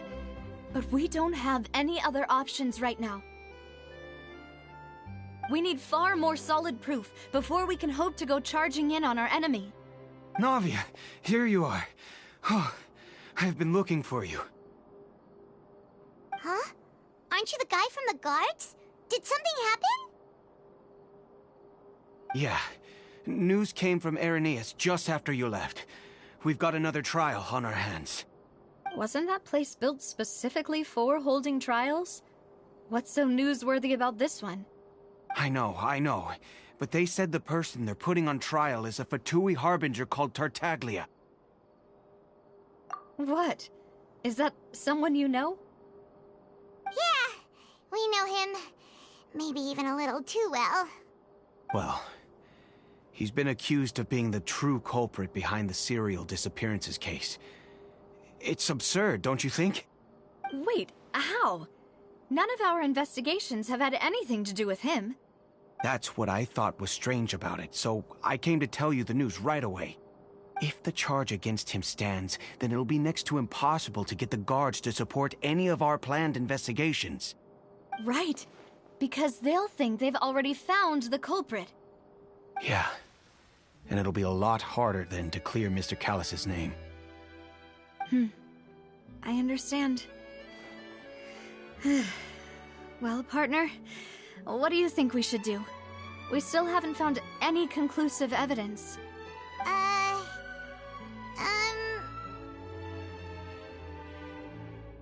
Huh? Split up? What do you mean? Just as expected of my partner. Since this is a trial about the serial disappearances case, the culprit's attention will be focused on Irenaeus, leaving his home base wide open. You're right. This is our best opportunity. All right then, let's do this. I'll stall them at the Opera House and charge Marcel as the true culprit.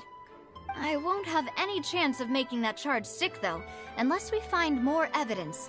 It'll be up to you to make it back in time and hand the decisive evidence to me. We'll help you, just like you helped us in Linny's trial. Demoiselle, please allow us to accompany you. I'm ready. Ah, Malus, Silver, when did you two get here? We heard that you'll be leaving Poisson and figured that you might require our assistance. It's our hope that your confidence will be bolstered with the two of us by your side. Thank you so much. Then, let's make haste for Irenaeus. Paimon, Traveler, I'll see you at the Opera House. See you then!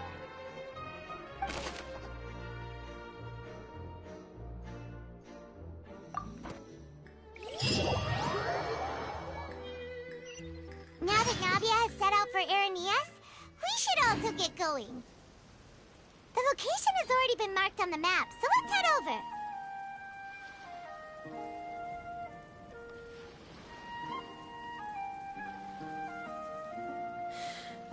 How many forging commissions do I still have to finish? Let's see. 1, 2... not so many as I thought. I'll get to them too. Huh.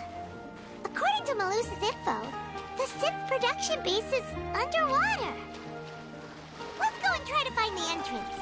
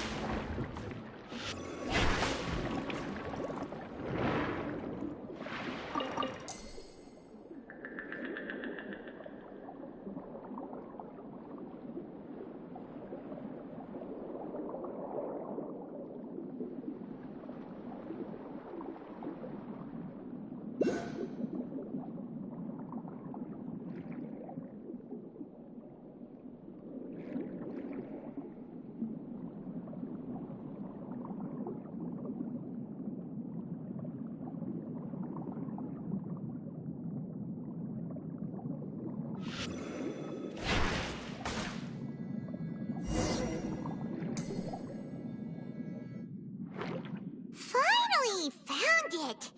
Huh. So this is the entrance that leads to the synth production base. It sure doesn't seem out of the ordinary at all. Ah, you're right. An important place like this is bound to have a ton of protective measures and mechanisms. Navia's probably arguing up a storm right now to stall for us.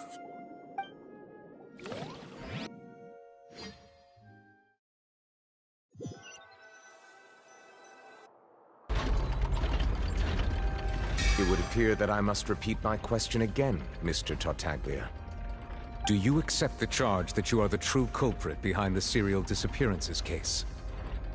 To be perfectly honest, I don't understand your country's complicated court system, or the reason why I'm being charged with something I've never even heard of.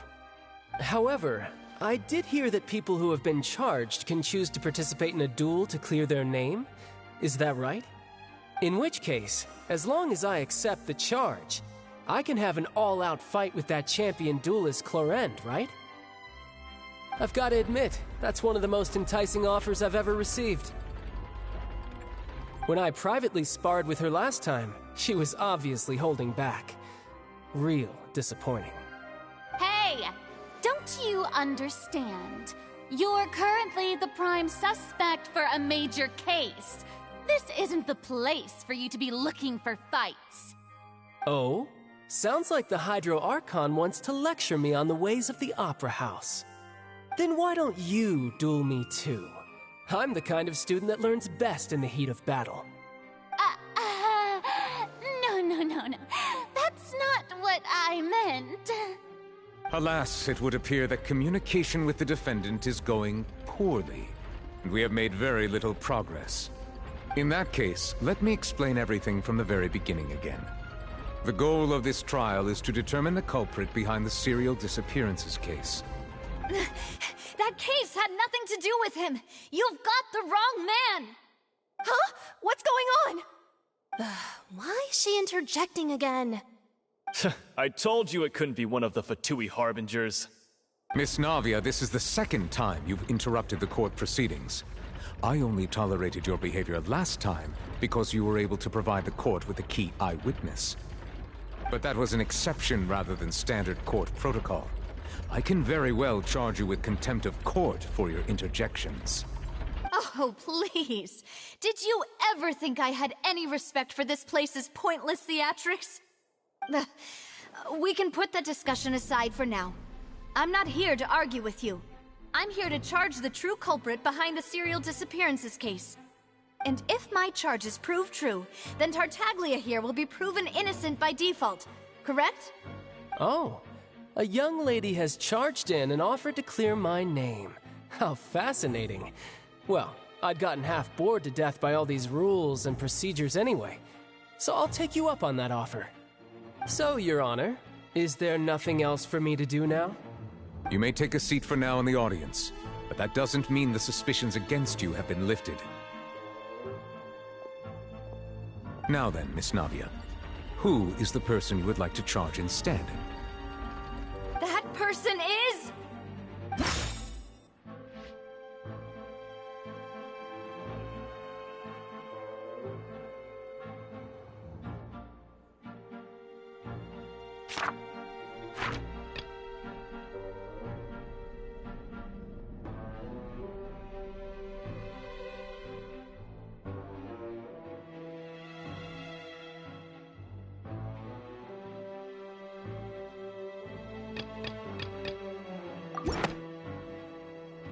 Marcel, the head of Confrérie of Cabriere! Huh? What confrérie? Never heard of them in my life. I've heard of them, but weren't they Spina di Rosula's sister organization? Oh, is this going to be a friends to enemies type situation? Please let me remind you, Miss Navia, that charging someone is an incredibly serious matter. Committing to the charge also means taking on the legal responsibilities associated with it. And if the charge fails, depending on the circumstances, you may also be charged with the crime of making a false accusation. Knowing this, do you still wish to charge this man? Yes, I do. In that case, I declare the charge to be valid. Miss Navia and attorneys, please take your places on the court. Members of the guards, please contact Mr. Marcel right away so that he may stand trial.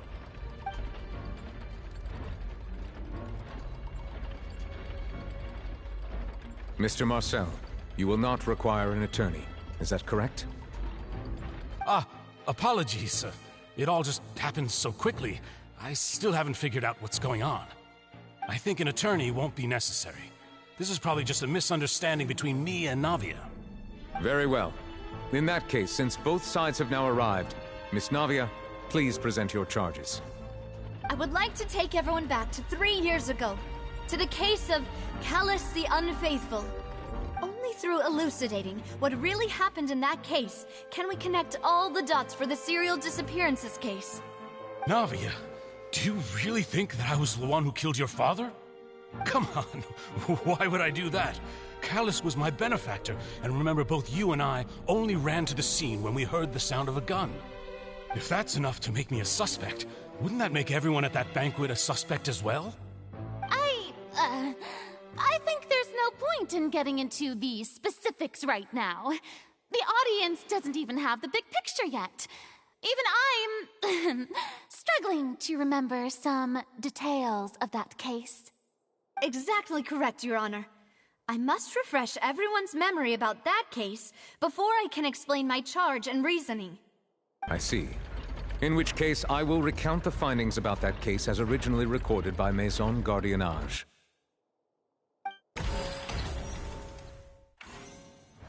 On the day of the murder, Spina di Rosula hosted a large banquet in a countryside estate owned by the Confrérie of Cabriere. During the banquet, all attending guests heard 2 gunshots from the courtyard. When the guests arrived at the scene, they found the primary suspect, Callus, holding a gun, while his acquaintance, Jacques, lay dead from a gunshot wound. The guards' investigation did not recover any other firearms from the scene. As a result, they concluded that the suspect's first shot must have missed, while the second must have taken Jacques' life. The suspect did not dispute this conclusion, and also declined to defend himself in court. Instead, he chose to prove his innocence through a duel. Callus was defeated by champion duelist Clarand in the ensuing duel, and soon succumbed to the injuries. These are the known facts about the case.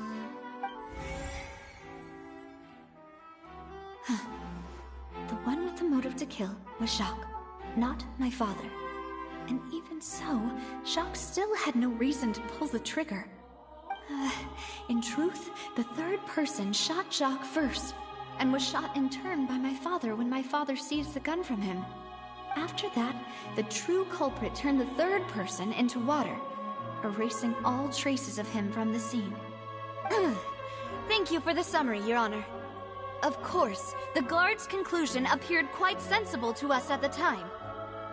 However, we should revisit the case now that we've gained new information about the abilities of water from the primordial sea.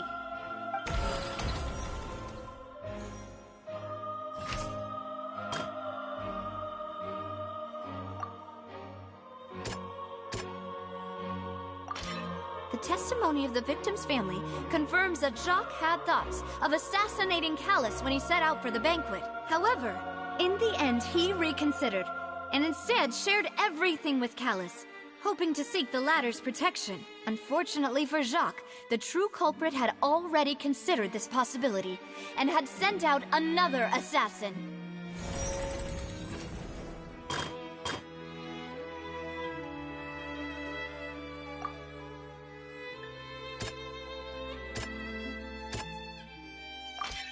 This assassin first shot Jacques, then turned to shoot Callus, only for Callus to wrestle the gun from him and kill him instead.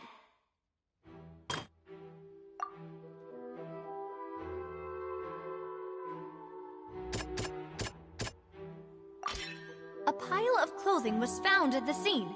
The guards once believed they were used by Jacques as a costume to disguise himself. But now, it is clear that the clothes were proof that there was a third person at the scene, and that they were turned into water after committing the murder. Since it was raining that day, the culprit was confident that they could use the rain to wash away all traces of their dissolved accomplice.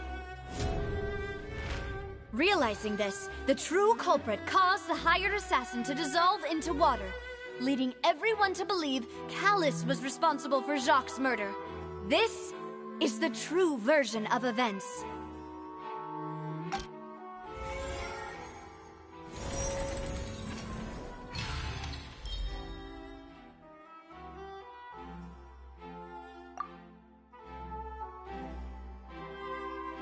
So that's what happened.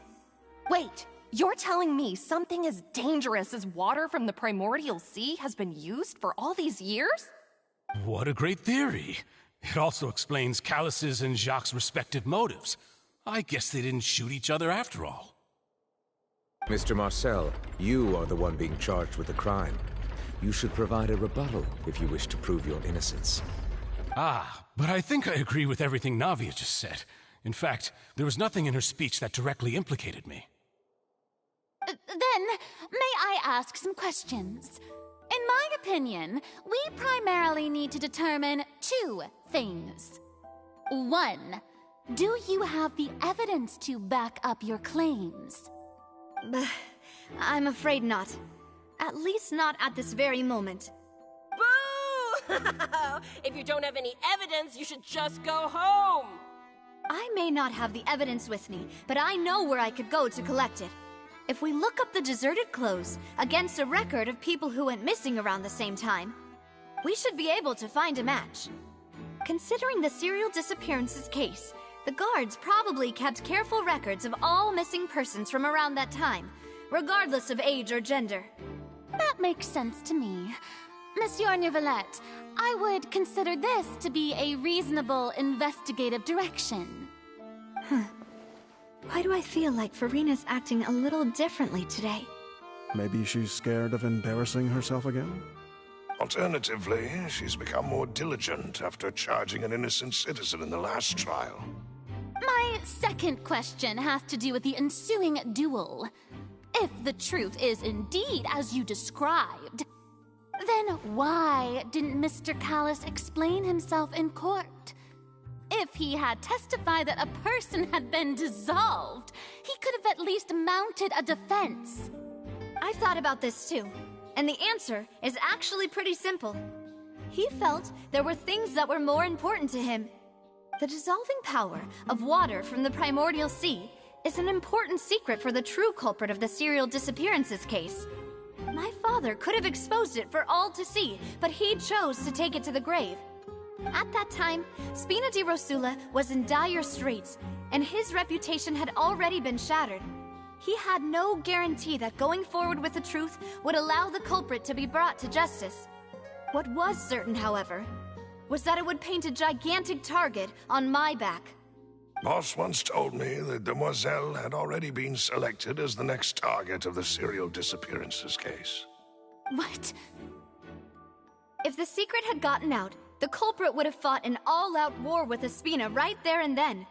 I wouldn't have been the only one in danger. All of us would have stood to lose our lives. Of course, the guards might eventually figure out the truth of the matter and determine that we were in the right. But what good would that do? How can a hollow verdict protect anyone?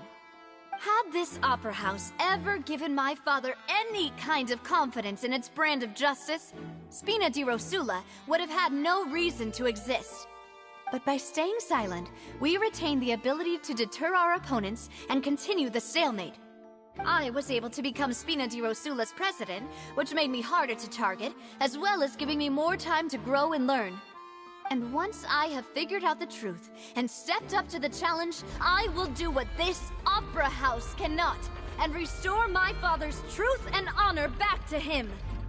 So, you mean to say, your father intended to die in the duelist's ring? That's right. Do you have any proof? Of course. All you need is to ask his opponent, Clarand. I don't need your apology, your guilt, or your support from the shadows. You don't have to do anything for my sake.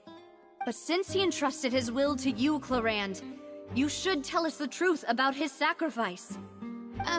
So, during the duel, did you believe that Callus was intending to die? Yes, I did. As a champion duelist, I've fought many battles and taken a countless number of dishonored lives. In my line of work, I've seen all kinds of people give their all for the faintest hope to continue living. Some were determined, others passionate, and some even manic and twisted. Just one look and I can tell if a duelist is hoping to live or if they're looking to die. I hereby swear on my name and honor as a champion duelist that Mr. Callus never intended to leave the ring alive. Since that's your testimony, I have no more questions. It appears there really are good grounds to reopen this case. I concur. However, Miss Navia, you still have not explained the link between your father's case and the serial disappearances case. Right? What she said was fascinating, but kind of beside the point. Wait, weren't they just talking about the serial disappearances case? Of course, Your Honor. The two cases are connected via a matter of timing. In my father's case, the culprit intended to kill both Jacques and Callus. As a result, they planned to act after hearing 2 gunshots. And, at the end of Linny's trial, the culprit also only dissolved the victim in front of everyone because they realized they were at risk of being identified. The culprit could only time their actions so precisely if they were already at the scene. Coincidentally, Marcel attended both the banquet and the trial. So that's why you suspected me. Even after hearing your reasoning, I still can't help but find it a little preposterous. I'm used to it, though. You've always been an impulsive and sentimental child, Navia. It's one of your most endearing traits. No need to appeal to pathos. I won't try to refute your points one by one, but even if everything you just said was true, can you prove that I was the only person present at both events? On top of that, does a person have to be physically present to control the timing? Can't someone remotely monitor the place?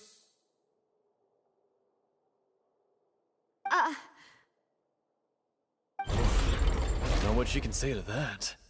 I know that even with that, you might still think you can reduce the list of suspects with some further investigations, until I'm the only one left on the list. Alas, who won't feel at least a little hurt by an accusation of murder from a girl you see as your own daughter? But if I were to dismiss this completely, you'd also think I'm not being considerate of your feelings. Ah well, let Uncle Marcel teach you another lesson. Do you know what the biggest flaw in your reasoning is? I suppose you're gonna tell me anyways. It's timing again. I'm a businessman by trade. From that standpoint, there's no reason for me to kidnap young women. It's a high-risk action with nothing to gain. In addition, I left my home in Snezhnaya when I was young to come to Poisson and work in some trade. My business only thrived when I received Callus's patronage. But the disappearances began before I ever stepped foot in Fontaine. I do apologize, demoiselle. This was my mistake. No, it's not your fault. I'm sure he had come prepared. Is there anything else you'd like to say? Would you like to check the date of my first business license against the first known case of the serial disappearances? You can also take a look at my border entry records, or ask my friends and family when I left Snezhnaya for the first time. Could those records and testimonies do something to appease the unspeakable anguish in your heart? Seems like she got the wrong guy. At this rate, Navia will be convicted for falsely accusing him. I think you've done a superb job of dissecting your father's feelings as he neared the end of his life. But aren't you going against all of his wishes and expectations right now? He wished for you to become more rational, collected, and conscientious, instead of dwelling only on your own feelings. Once you've learned to be more considerate of others' feelings, and to stop rushing headlong into things, you'd have met most of his expectations. This isn't just about me, and it never has been. The biggest difference between me and the rest of the victims is that I still have the ability to search for the truth, while that same agency has long been taken from them. The people whose families were destroyed by synth abuse, the people who lost their loved ones to the serial disappearances, and the people who suffered tragic ends due to their sense of justice. Many people's images are flashing before my eyes. I'm sure some are coming to those of you in the audience as well. And whose image do you see, Marcel? Is it a man named Vacher? Huh. Oh, so you do know that name. I'm merely surprised you'd suddenly say the name of someone I've never even heard of. I was waiting for you to say that.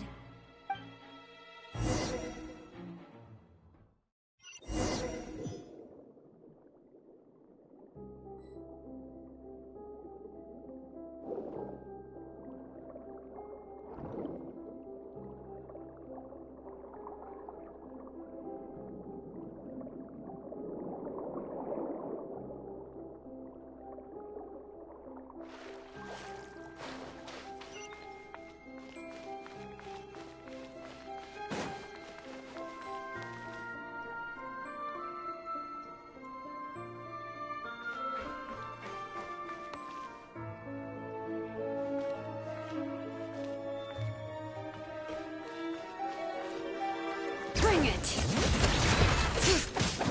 Cut to the chase! I'll uproot you! Supporting fire!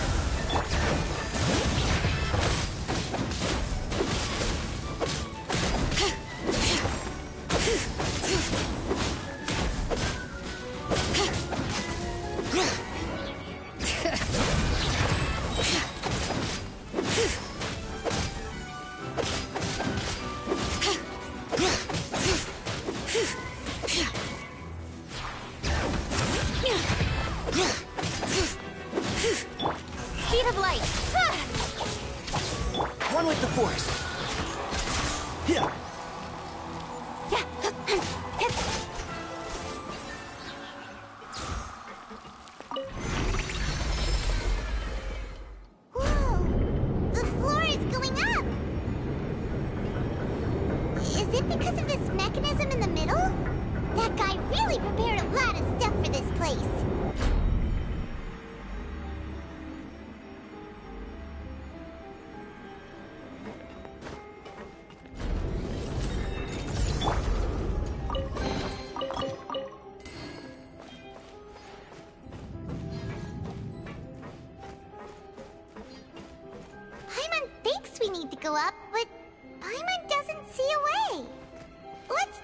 around.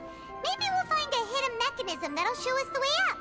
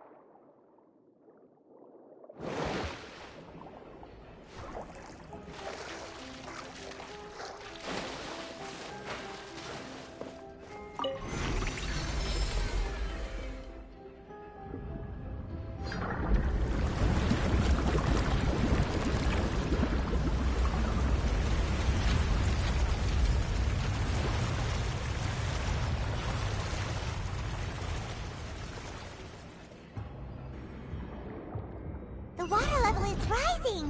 Now we can swim to the top! But this is still a ways away from where we need to go.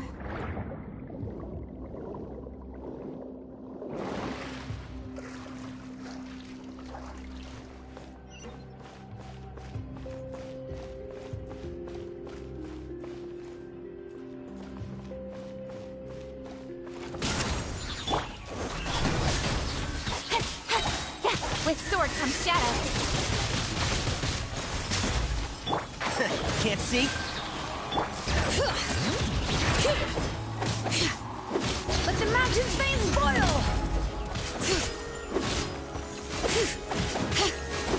Bring it!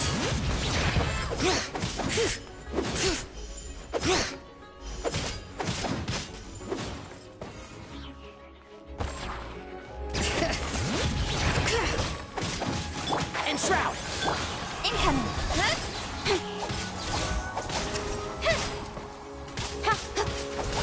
I hear everything! Don't blink!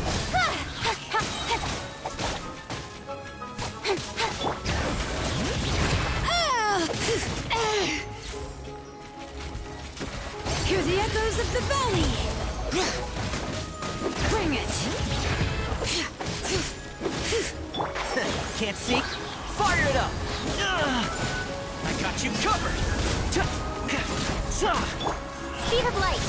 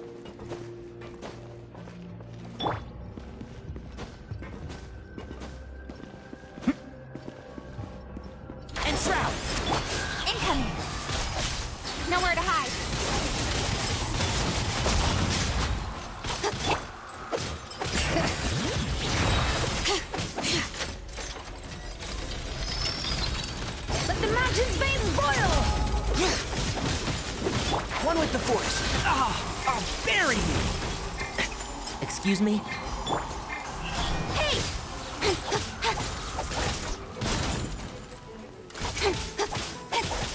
Got lucky that time. Speed of light. I'll uproot you!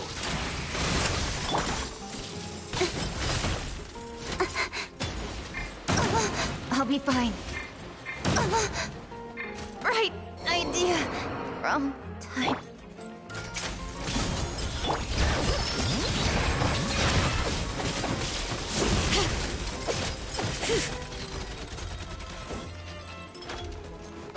Bring it! Hear the echoes of the valley!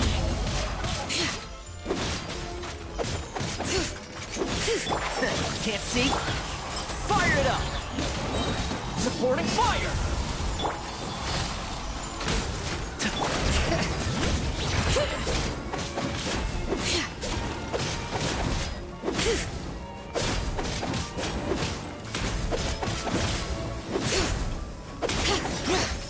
Bring it! Let the mountain's veins boil! One with the force. Check this out!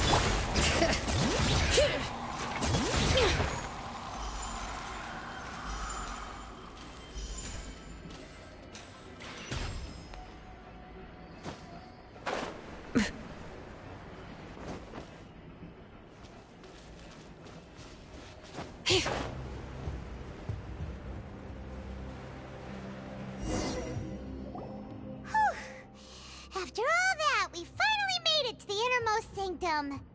Though, as expected, the mastermind isn't here. That's right. Then let's hurry up and find some evidence so we can get back to the Opera House and help Navia.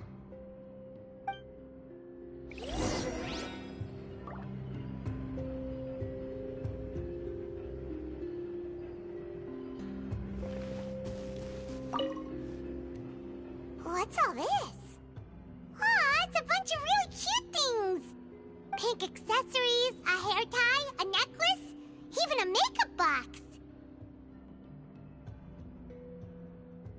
Oh, Paimon sees it too, but why are all these cute things labeled with different girls' names? Huh?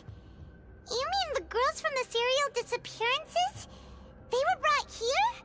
And then they were turned into water, and all the boxes of things, these names. That means... Oh, this is terrible!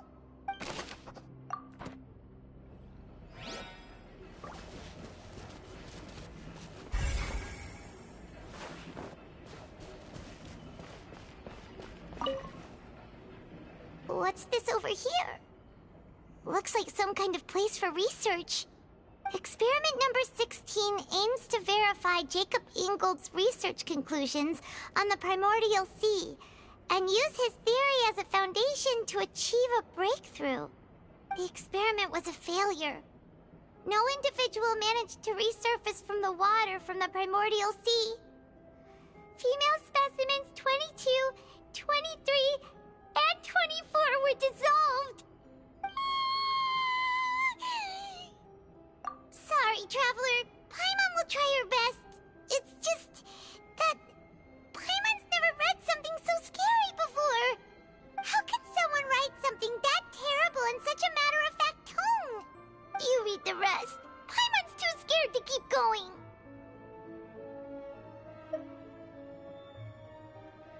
So that's why he did all of these experiments. But did he really think he'd be able to find a way just by dissolving people over and over? That's just insane! Huh? Isn't that the name you heard by the fountain? Paimon thought he was an eyewitness in the serial disappearances case. Ah, you mean Vacher is the one who did all of these... experiments? So that's it! Vacher was no victim, but personally took his lover and... No, that's not it either!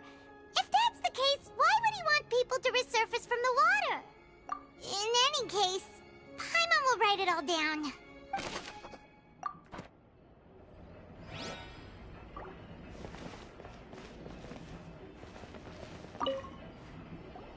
Whoa! There's so much synth here! And so many bottles of ingredients that probably just contain the waters of the primordial sea.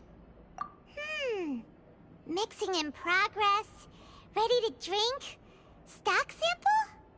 Huh. They've also got all the synth pretty clearly labeled. Whoa, there's even fruit-flavored synth? Yep, it's super obvious.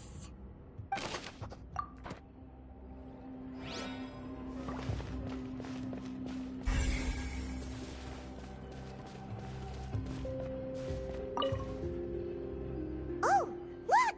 There's an important-looking basin over here, and it's full of water.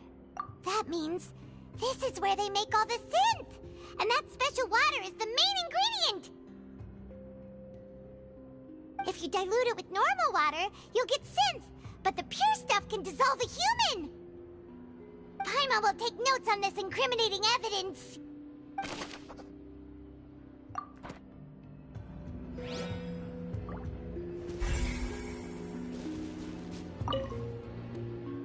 Let's see what's written here. Nothing escapes Detective Paimon's eyes. Callus. Navia's father. Oh, this seems to be an investigation report on him. Yep, it's about finding someone to assassinate Jacques and Callus because of a lack of confidence that Jacques himself would go through with it. This should prove the existence of the third person, right?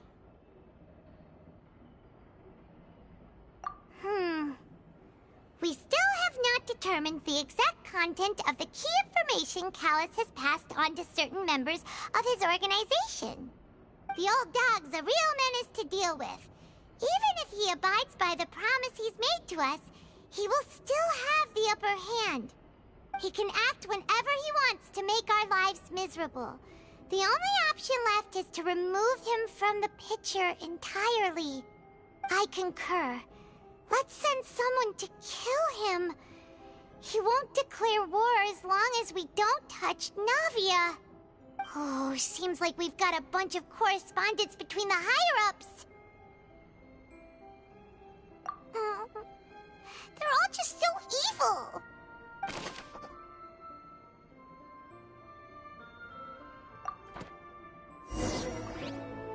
We've looked at almost everything here, and it seems like our theories were spot on. But, yeah, we haven't found anything that reveals his true identity. No wonder even Neuvillette wasn't able to find anything. Whoever it is probably destroyed everything to do with that name a long time ago. That way, even if we bring all this back to the opera, we won't be able to identify the true culprit. Sure thing. Paimon won't admit defeat to this guy either.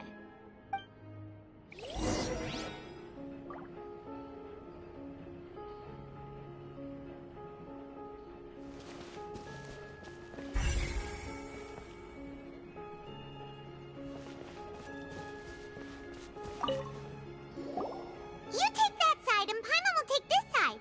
Check everything carefully. We'll find something for sure.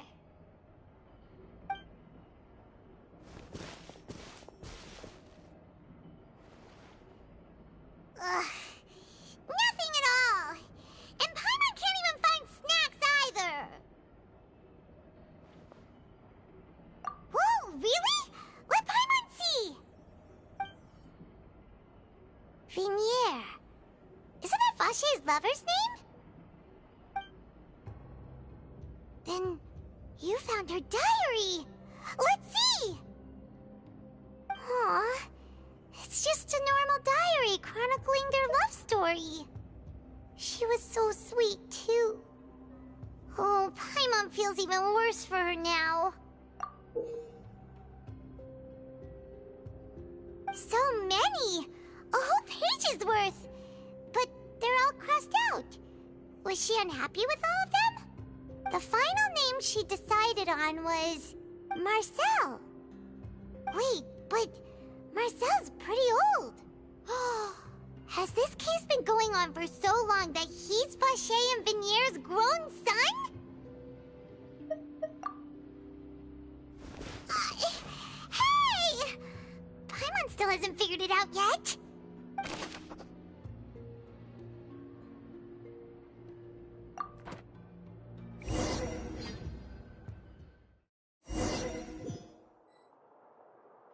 And whose image do you see, Marcel? Is it a man named Vache? Oh, so you do know that name.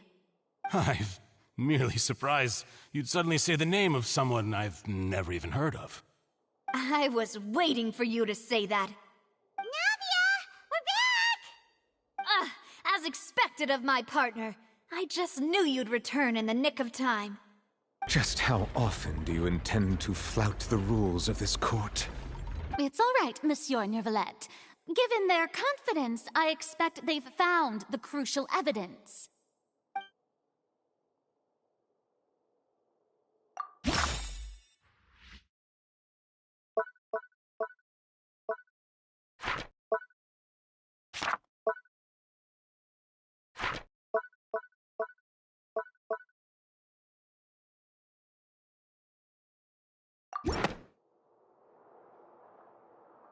But the truth of it, Marcel, is that you've always been Vache. Huh? We've investigated your lair and we already know everything! After your lover, Vinier, was dissolved, you kept abducting young women to experiment on the hopes of bringing her back to you! You even created Marcel as a new identity and destroyed all records of your past as Vache! So that's it. Even the villains in opera performances rarely go that far. And with that, Marcel's motive has now been established. This information regarding your past also dismantles your prior timing defense. Well, Marcel, do you know where you went wrong? You fixated your gaze on the lover that passed away, instead of paying attention to the living people around you. So, you never noticed how we changed, or how we grew as individuals. You also never understood Boss's real expectations for his daughter. Or our determination to see things through. Your determination. Mr. Marcel, please speak up now if you would like to defend yourself. Otherwise, the trial will move on to the next stage. Do you really think I wanted to do any of this? Pay attention to you? What for? Have you ever paid attention to me? Ever empathized with my pain? Ever known how it feels to watch the love of your life dissolve right in front of your eyes? No one helped me.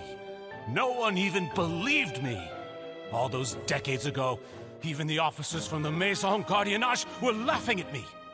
They said there's no way a human being can turn into water. So I must have gone mad from grief. Vinier's death was brushed away by all of you as if it didn't matter at all. Well, now you know, don't you? Ha! Well, it's too late now. All those who were dissolved are gone forever. You only have yourselves to blame. You set up this ornate opera house in pursuit of your so-called justice, your beloved drama, while turning a blind eye to the suffering of the people.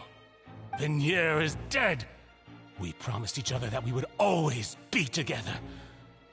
Wherever she goes, I will follow. But I'm not from this blasted place, so I can't be dissolved, no matter what I do.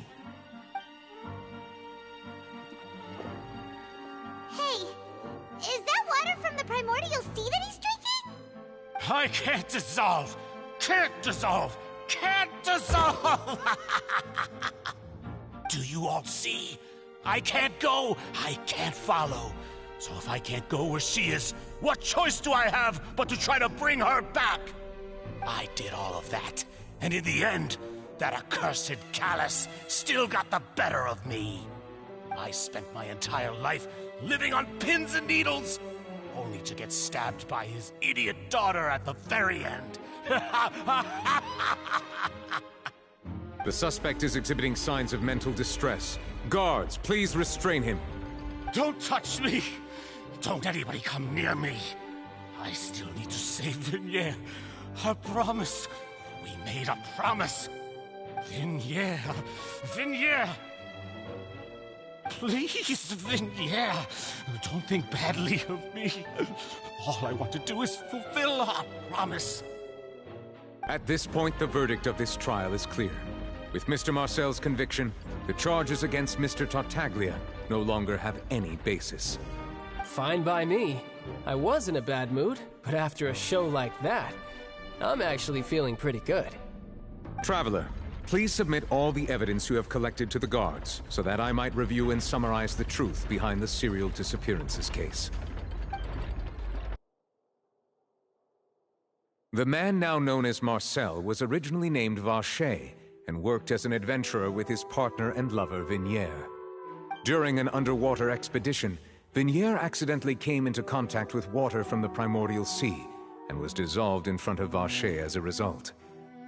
Vacher learned of the primordial water's existence through the work of others and began to kidnap young women for research, with the goal of discovering a method to restore Yesteryear back to life. To cover his tracks, he invented the new alias of Marcel and began to operate a business in Poisson. During the course of his research, Vacher discovered that a diluted concoction of water from the primordial sea can induce feelings of euphoria, and began to manufacture and market synth. However, as he accumulated wealth to fund his continued research and expanded the scope, he came into conflict with Spina di Rosula.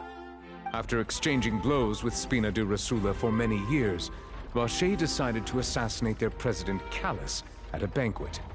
Although the assassination did not go as Vacher expected, he was able to turn Callus into the murder suspect by dissolving the assassin he sent to the scene. And just recently, Vacher attempted to frame Linny as the culprit of the serial disappearances case, using a similar method. However, his attempt to frame Linny failed, and the power of water from the primordial sea became public knowledge.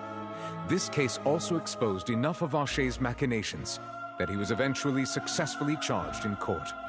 Thus concludes the enigmatic history of the serial disappearances case, with the truth revealed to all.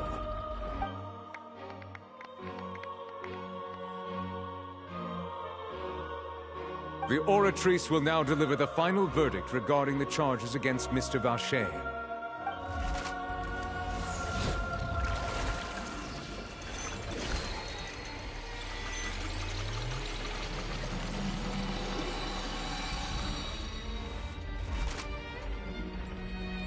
According to the judgment of the Oratrice Mécanique d'Analyse Cardinale, Mr. Vacher is guilty. Guards! Take Vacher away. Good. It's what he deserves. With that, the serial disappearances case is over now. We really just witnessed history. Who would have thought the true culprit would be such a polite and well-spoken guy? Yippee! We helped Navia bring the bad guy to justice! He's hurt so many innocent people and now he's finally getting what he deserves! Huh? Are you okay? Demoiselle, you were absolutely brilliant.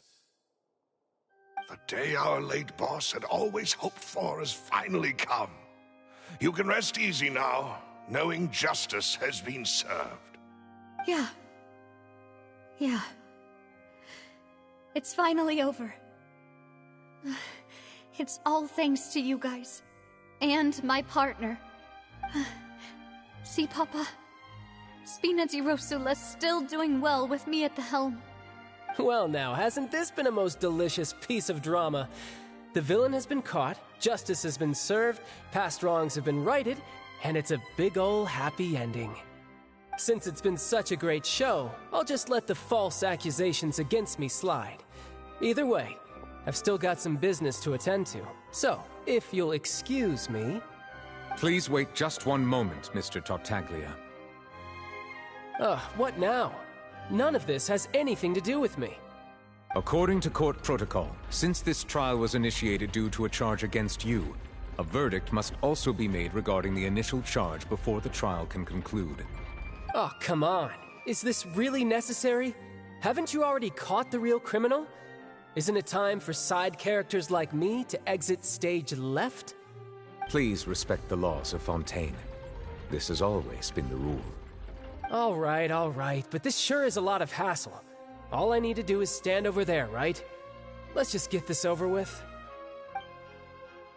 Through evidence presented in the public trial that was just held, it has been established that Mr. Tartaglia has no direct connection to the serial disappearances case. The guilty party has been identified, and thus it is logical to suppose Mr. Tartaglia is innocent of the charges. We now turn to the Oratrice Mécanique d'Analyse Cardinale to render the final verdict on the charges.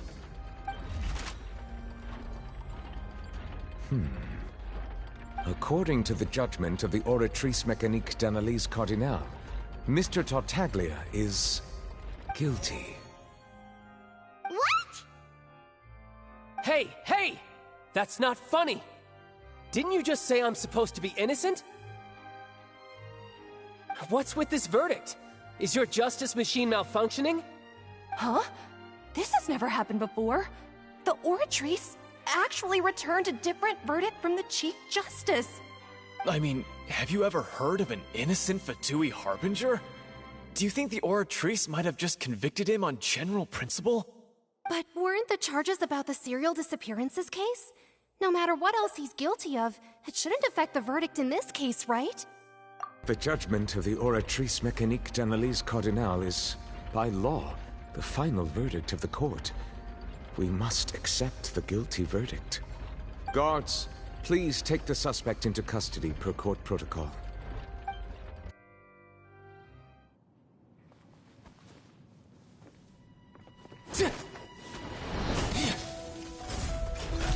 So this is how justice is done in Fontaine. What a joke. You've got your rules. Well, I've got mine too!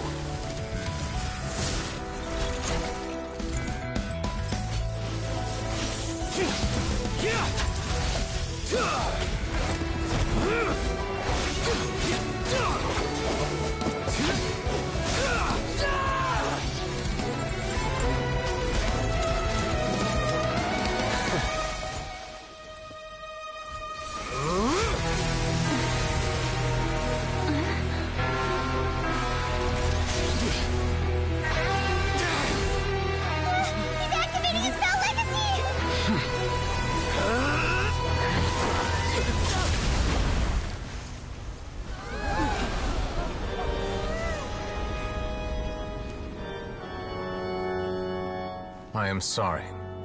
If you have been wronged, we will find the truth. But the rules of the court must be upheld.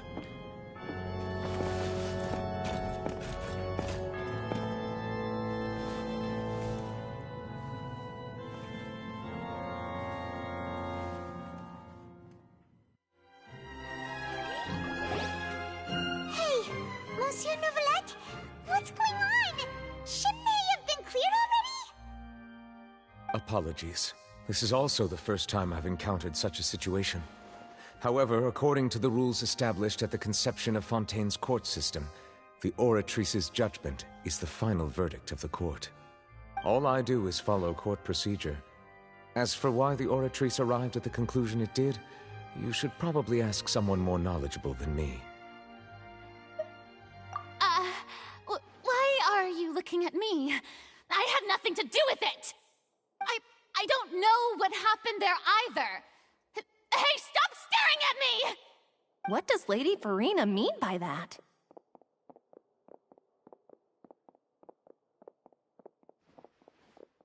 She says she has no idea either? But that's impossible. Didn't she create the Oratrice herself? Yeah, so are the verdicts reliable or not? Can results like this really be called justice?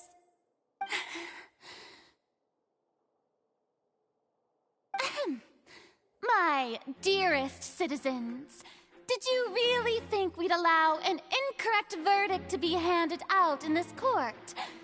Did you really believe that the judgment could be mistaken or be the result of some sort of random mishap? Don't tell me you thought even I had been blindsided by the Oratrice's result. But the way she looked just now, it was pretty obvious she had no idea what was going on. However, given the state of things, I shall give you an explanation. Everything that just took place, including my supposed shock and bafflement, was a part of an elaborate performance, with every action meant to stir up drama and excitement. And, of course, for every performance there is a script. Everything has unfolded exactly as I expected from the very beginning. As the embodiment of the very concept of justice, the Oratrice shall never render an arbitrary judgment! If you thought Child had nothing to do with the serial disappearances case, it is only because you've been blinded by the superficial appearance of innocence. Everything he's done, not to mention the danger he poses, are beyond ordinary comprehension and completely unforgivable! All shall be revealed in time. You will come to understand my noble intentions, as well as the absolute correctness of the Oratrice's verdict.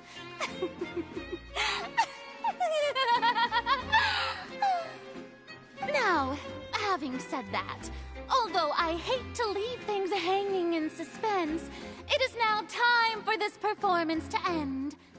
As the lead actress, I shall be the first to take my leave. Toodaloo! So she chose to make her escape after all, did she?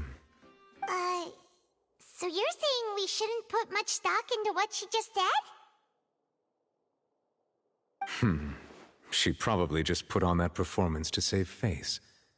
As for the truth, it's unlikely that she actually has any idea. However, please be assured that I will continue to investigate this case in a personal capacity. Just as I promised, if the judgment has been incorrect, we will do our utmost to clear his name. All right. Even though we feel pretty badly for him, we'll take your word for it for now. After all, he's done plenty of bad stuff, so he should have known he'd go to prison someday, right?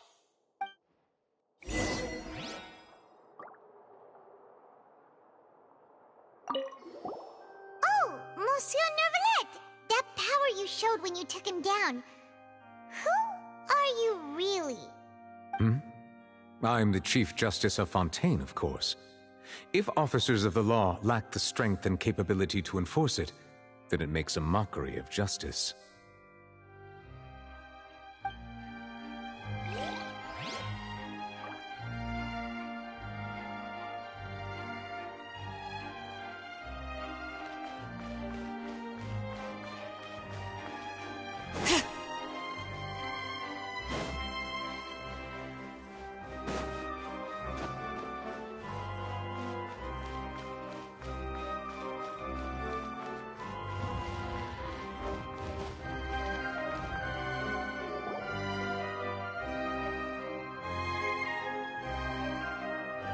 Hey, what are you doing? Quick, stop him! Traveler! Hey! Traveler! Marcel! What are you doing over here? Stop resisting arrest! Cease, or we'll add another charge to the list! No, wait! I just want to ask the Traveler something. I'm not looking to run away. Please, just let me ask this one small thing.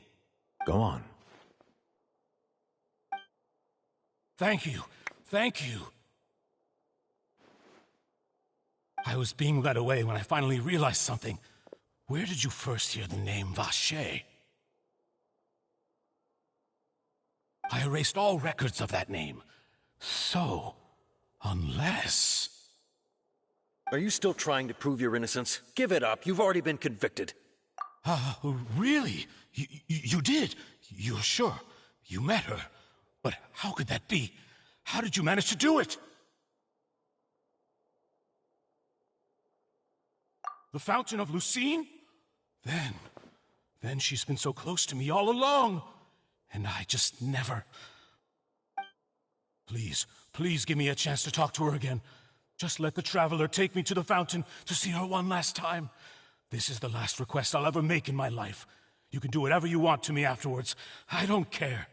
What? Give an inch and you want to take a mile? Do you think serial killers get to make requests like that? Paimon agrees. Why should we give him what he wants when he's only done a ton of super terrible things? This request, is it worth as much to you as your life? Of course! Wait, no. It's worth even more than my life. Humans. Will they betray the instinct to live just to satisfy spiritual needs? Very well. I will grant your request. Your Honor, I fear that... I will go with him. You do not need to worry about any escape. In that case, I shall leave him in your most capable hands, Chief Justice. Thank you, Your Honor.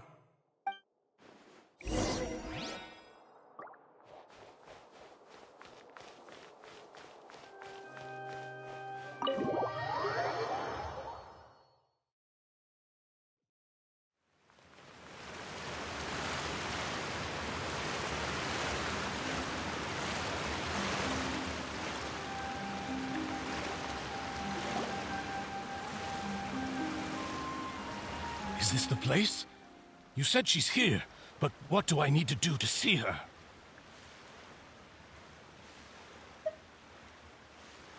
Yeah, and even Paimon could hear her after drinking that thing. Didn't you just drink a lot of it on the stage as well? Oh, in that case... Vache! Ah! Yes, that's it! So you heard it too! Vignere, it's me! It's me, Vache! Vache? Vache! I'm here! Where are you, Vignere? I'm coming for you. I'm finally here for you. Hey, wait! Be careful! Hey, wait! Vignere, is that you? It's me, Vache! Vignere! Vache, why did you come? Didn't I say? You don't need to look for me. You look a lot older than I remember. How long has it been? It's been more than 20 years. I've suffered for over 20 years since the day you left. All this time, only the thought of bringing you back has kept me alive. Nothing else mattered to me. I must be dreaming. Who would have thought I'd get the chance to tell you all of my feelings like this? Vignere, you are my everything. I really don't know how I could live without you. But Vache, if you ask me, this world would be better off without you. What are you saying? If not for you, I would have finished my law degree and probably become a top-tier attorney one day. If not for you, I would have continued to pursue my love of the arts, and my works would have been displayed in the Palais Mermonia itself. If not for you, I would at least have been able to take care of my mother. And she would not have grown old and died alone, with nothing but the tears on her cheeks. It's all because of your selfishness, Vache. It's all because of you. Wait, you are not Vignere. Who are you? You're right. I am not Vignere. I am the sacrifices. Every woman who died by your hand, as our bodies dissolved, our consciousnesses flowed back to the primordial sea. Our thoughts circulated endlessly within the primordial sea, And we were no longer individuals, but we became one. Just as streams of water come together in the sea. I'm Cressy. I'm Lemony. I'm Azine. The only one I am not is Yesteryear. Why? But then, where is Yesteryear? She doesn't want to see you anymore. Every tendril of her consciousness is avoiding you. This is what you get for your selfishness. Your selfishness robbed us of our lives and our futures. You said time and time again that you'd do any and everything for her. But did you ever consider whether she'd want to see you do the things that you did? If she would despise you for what you became?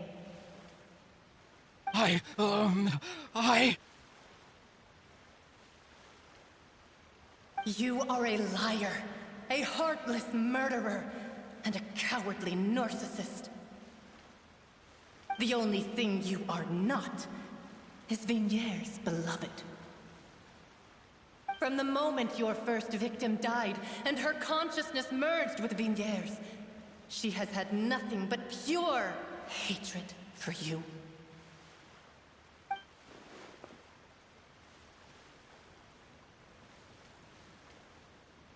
No! Yeah! She can't hate me. Let me see her. Please! Have mercy! You still don't understand. When I said don't look for me, that came from the real Yesteryear. She really doesn't want to see you anymore. But on top of that, she also said that because it's her final drop of pity for you. She said that because she knew that if you did come here, we will show no mercy to you. Vache. Vache? Vache. Vache. Vache. Vache. Drown.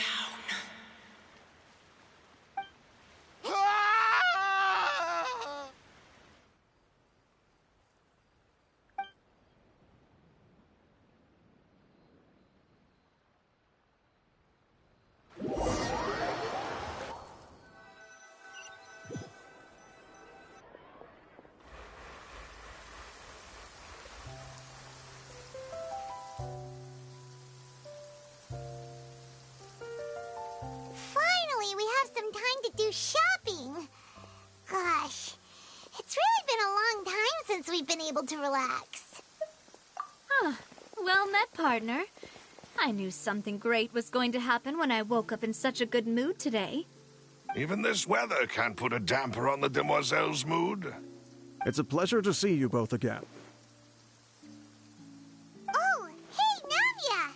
It's been a few days. Paimon's already started to miss you. Oh, now that I believe. I'm easy to work with and always bring home the bacon.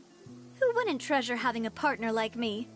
Sounds like you're really enjoying life these days, Navia.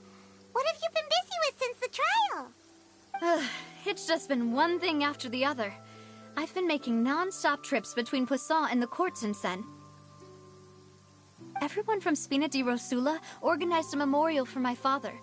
We never held a memorial when he first died, since everyone knew that even if we held one back then, no one was going to come. This time, though, everyone in Poisson, and even many people from the court, all attended. So his name's definitely been cleared now. That's what we like to hear. It's been the dearest wish of Demoiselle all along. That blasted stubborn fool.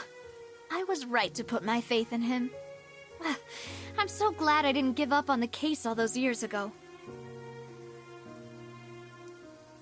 Oh, by the way, I ran into Charlotte just after I left the memorial service. Well, maybe it'd be more accurate to say I knew she would be there, and there was no way she'd just let me go. Huh? So you know Charlotte too? The Charlotte? Journalist from the Steambird? Yeah, way back when I first became the president of the Spina di Rosula, she was all over me. Wouldn't take no for an answer.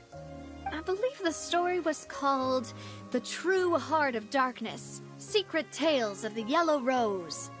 To be fair, though, it was a really flattering feature. So, we've been on pretty good terms ever since. She was trying to lean on our friendship to get me to do an exclusive piece on the serial disappearances case.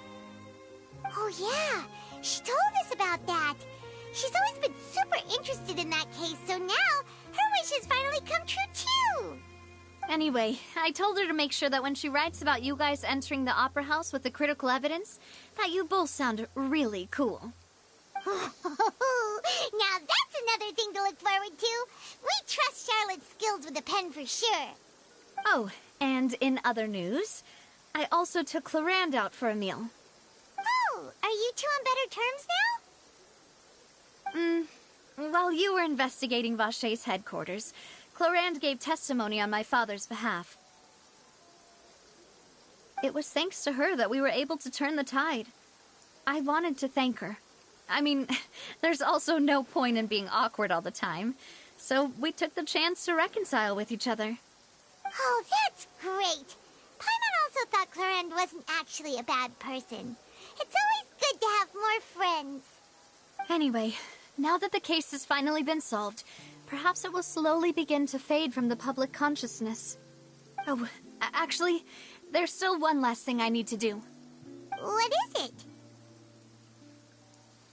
I should pay a visit to my father's grave, and tell him the truth of what happened, as well as how it all ended. And on top of that, just how much people still look up to him, to this day. That includes me, too. Miss Navia. Indeed. We want to go too! We also think Callus is a really admirable person. Sure thing. I'd like you two to share the moment with me. After all, without you, there might not have been such a positive ending. And in that case, everyone, let's be off. Considering the recent weather, we'll be lucky if we can reach Poisson before dark. Yeah, you're right. It's been raining non-stop for a few days now.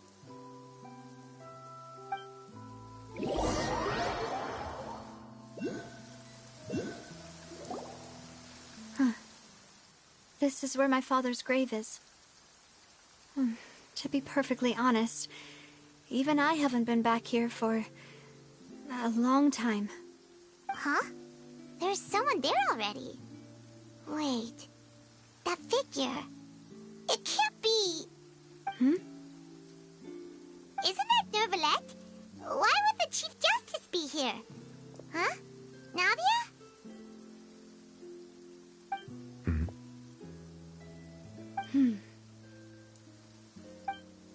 My apologies. I should have asked before coming to pay my respects. Don't say that. Sorry about that.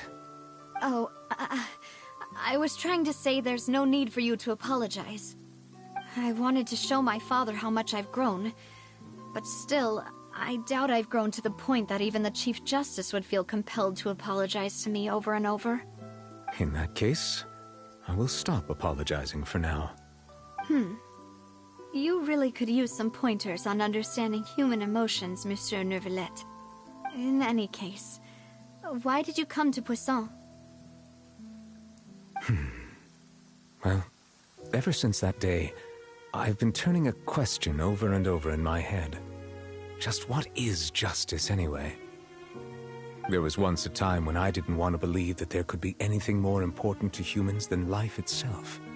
Oh, rather than that, it's probably more truthful to say I didn't believe humans were capable of resisting the most basic instinct of living things. That they could rebel against their own nature, or consider certain things to be more important than their own lives. Which is also why I didn't stop your father from beginning that fateful duel. I believed that a truly innocent man would never throw away his life like that. That there was nothing, should have been nothing more important than one's own continued survival. But Mr. Callus proved me utterly and decisively wrong. If not for his sacrifice, the serial disappearances case would have remained unsolved to this day. Mr. Callis made the choice he did for his daughter, for his associates, and for many people completely unrelated to him. And in the end, from a certain perspective, one could say that he did it all for the sake of justice. A justice that's higher than life itself. So, you asked me why I came here. I just wanted to say my apologies to Mr. Callis in person. I should have noticed all of this much sooner. This regret has filled me with a sadness that has haunted me for days. That high and mighty chair in the Opera Epiclese indeed insulates one from many important things. Spina di Rosula, thank you so much for your hard work and perseverance. I'm sorry for being mad at you before.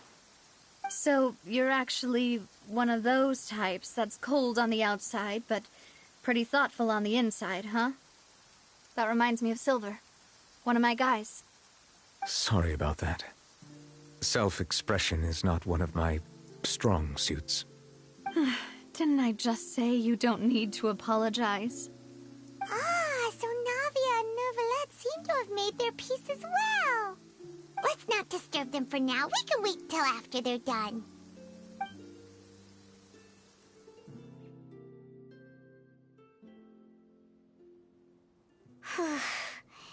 Paimon's never paid respects at someone's grave before. Did Paimon do anything rude there? Huh? Oh, Paimon didn't know that was a thing. But Paimon doesn't know what she would do if she can't fly. Oh no. Paimon hopes Miss Navia won't be too mad. Anyway, Neuvillette is still standing around there. It's not often that we can catch him alone like this, so why don't we go talk to him for a bit? If we can't talk to Lady Farina, we can at least talk to him, right?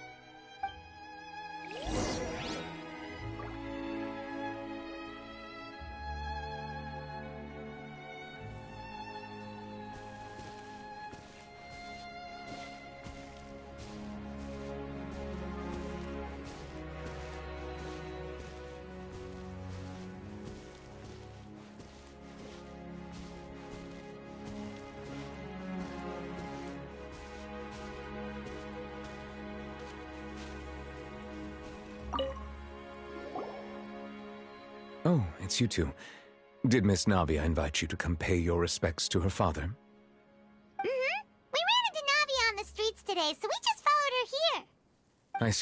I see. Then is there something that I can help you with?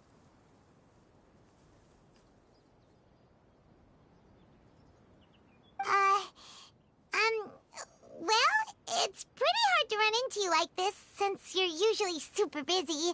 So we figured we could try to ask you a few questions, if that's okay. Please feel free. Though outsiders, you helped us solve one of the greatest mysteries in Fontaine, and it would be my pleasure to return the favor. So, at court, the bad guys referred to that special water as water from the primordial sea, but what is it really? Truthfully, that name is already quite accurate. I can only surmise that Vacher and his ilk only learned of its nature and existence after extensive research. There used to be a special sea on the surface of this planet. The nature of its seawater was rather different from that of the sea we know today. Most of Tevat's life forms were first born in that special sea. You could say it nurtured much of the life on this planet. Huh. So it really was where everything began. It makes sense to call it primordial then. But today, the primordial sea no longer exists on the planet's surface. What Vacher discovered must have been some kind of special case, or a remnant from a truly ancient age. Huh. So that's how it is. Oh, you really know everything, Monsieur Neuvillette. But if that's the case, then why would people, at least people from Fontaine, dissolve in that kind of water? Indeed. Why would the primordial sea, which was known to engender and nurture life, suddenly reverse itself and devour life instead? To be frank, that also doesn't match my understanding of this world and its laws. There must still be some unknown secrets around the people of this land. Is there anything else you'd like to ask me about? That the sea levels will rise and everyone will be dissolved in water, leaving Farina crying alone on her throne, but the sins of the people will be finally washed away for good. Does that appropriately summarize the version you've heard?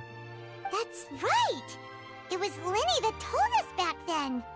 And that about covers all the main points. Yes, up to the present, I think we reached a point where we have no choice but to confront this prophecy directly. Rumors have it that this prophecy is rooted in the last words the former Hydro Archon left to the world before she passed away. A prophecy? Of the former Hydro Archon? Wow. This is the first time that we've ever heard of it. 2 parts of the prophecy have already proven correct. The rising sea levels and the ability of the people of Fontaine to be dissolved. We should be more vigilant and stay on the watch for further signs. Speaking of the prophecy, Farina has also always taken it quite seriously. Indeed, she has been collecting information and intelligence from across Tevat for this purpose. If the rumors were true, then perhaps this prophecy is the conundrum left to Farina by her predecessor. But with Farina being the way she is, can we really trust her to solve it? Is there anything else you'd like to ask me about? My apologies. My investigation has still not reached its conclusion. However, I still believe the judgment of the Oratrice was not rendered arbitrarily. Huh? But you also said you thought he was innocent. For many years, I have been quite aware that the Oratrice does not simply mechanically repeat the verdict that I give on each case. As a divinely created mechanism, the people's unified faith in the concept of justice is integrated into it. Not only can it produce the incredible power of indemnitium, but it likely also possesses other traits, such as self-awareness. Which is all to say, I have been prepared for a situation like this for a long time. So when Lenny told us that he heard a human voice from the room where the Oratrice's core is stored... I was not aware such a thing had occurred. Perhaps that could serve to prove my conjecture. I will add that to the list of items to investigate.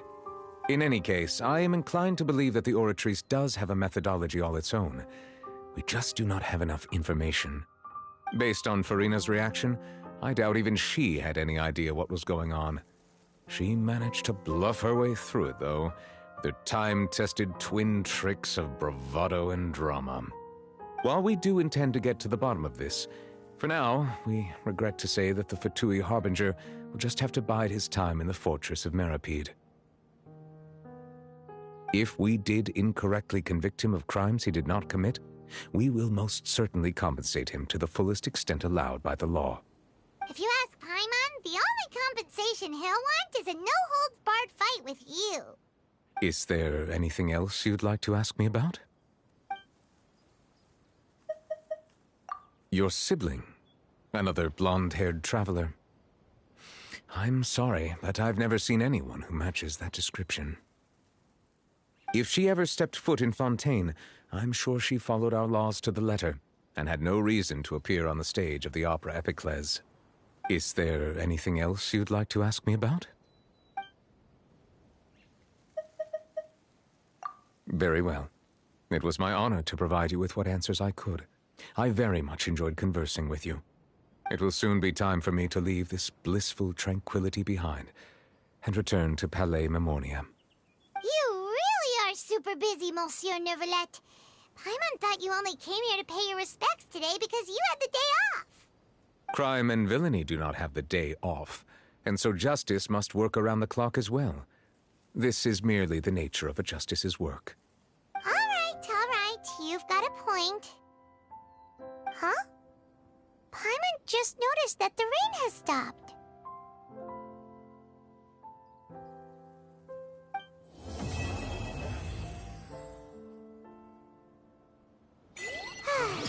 You know, we've been walking around for a while now. Why don't we go back to the Spina di Rosula base in the court of Fontaine and have a rest? Navia said something about having a place ready for us there, didn't she? on, let's go!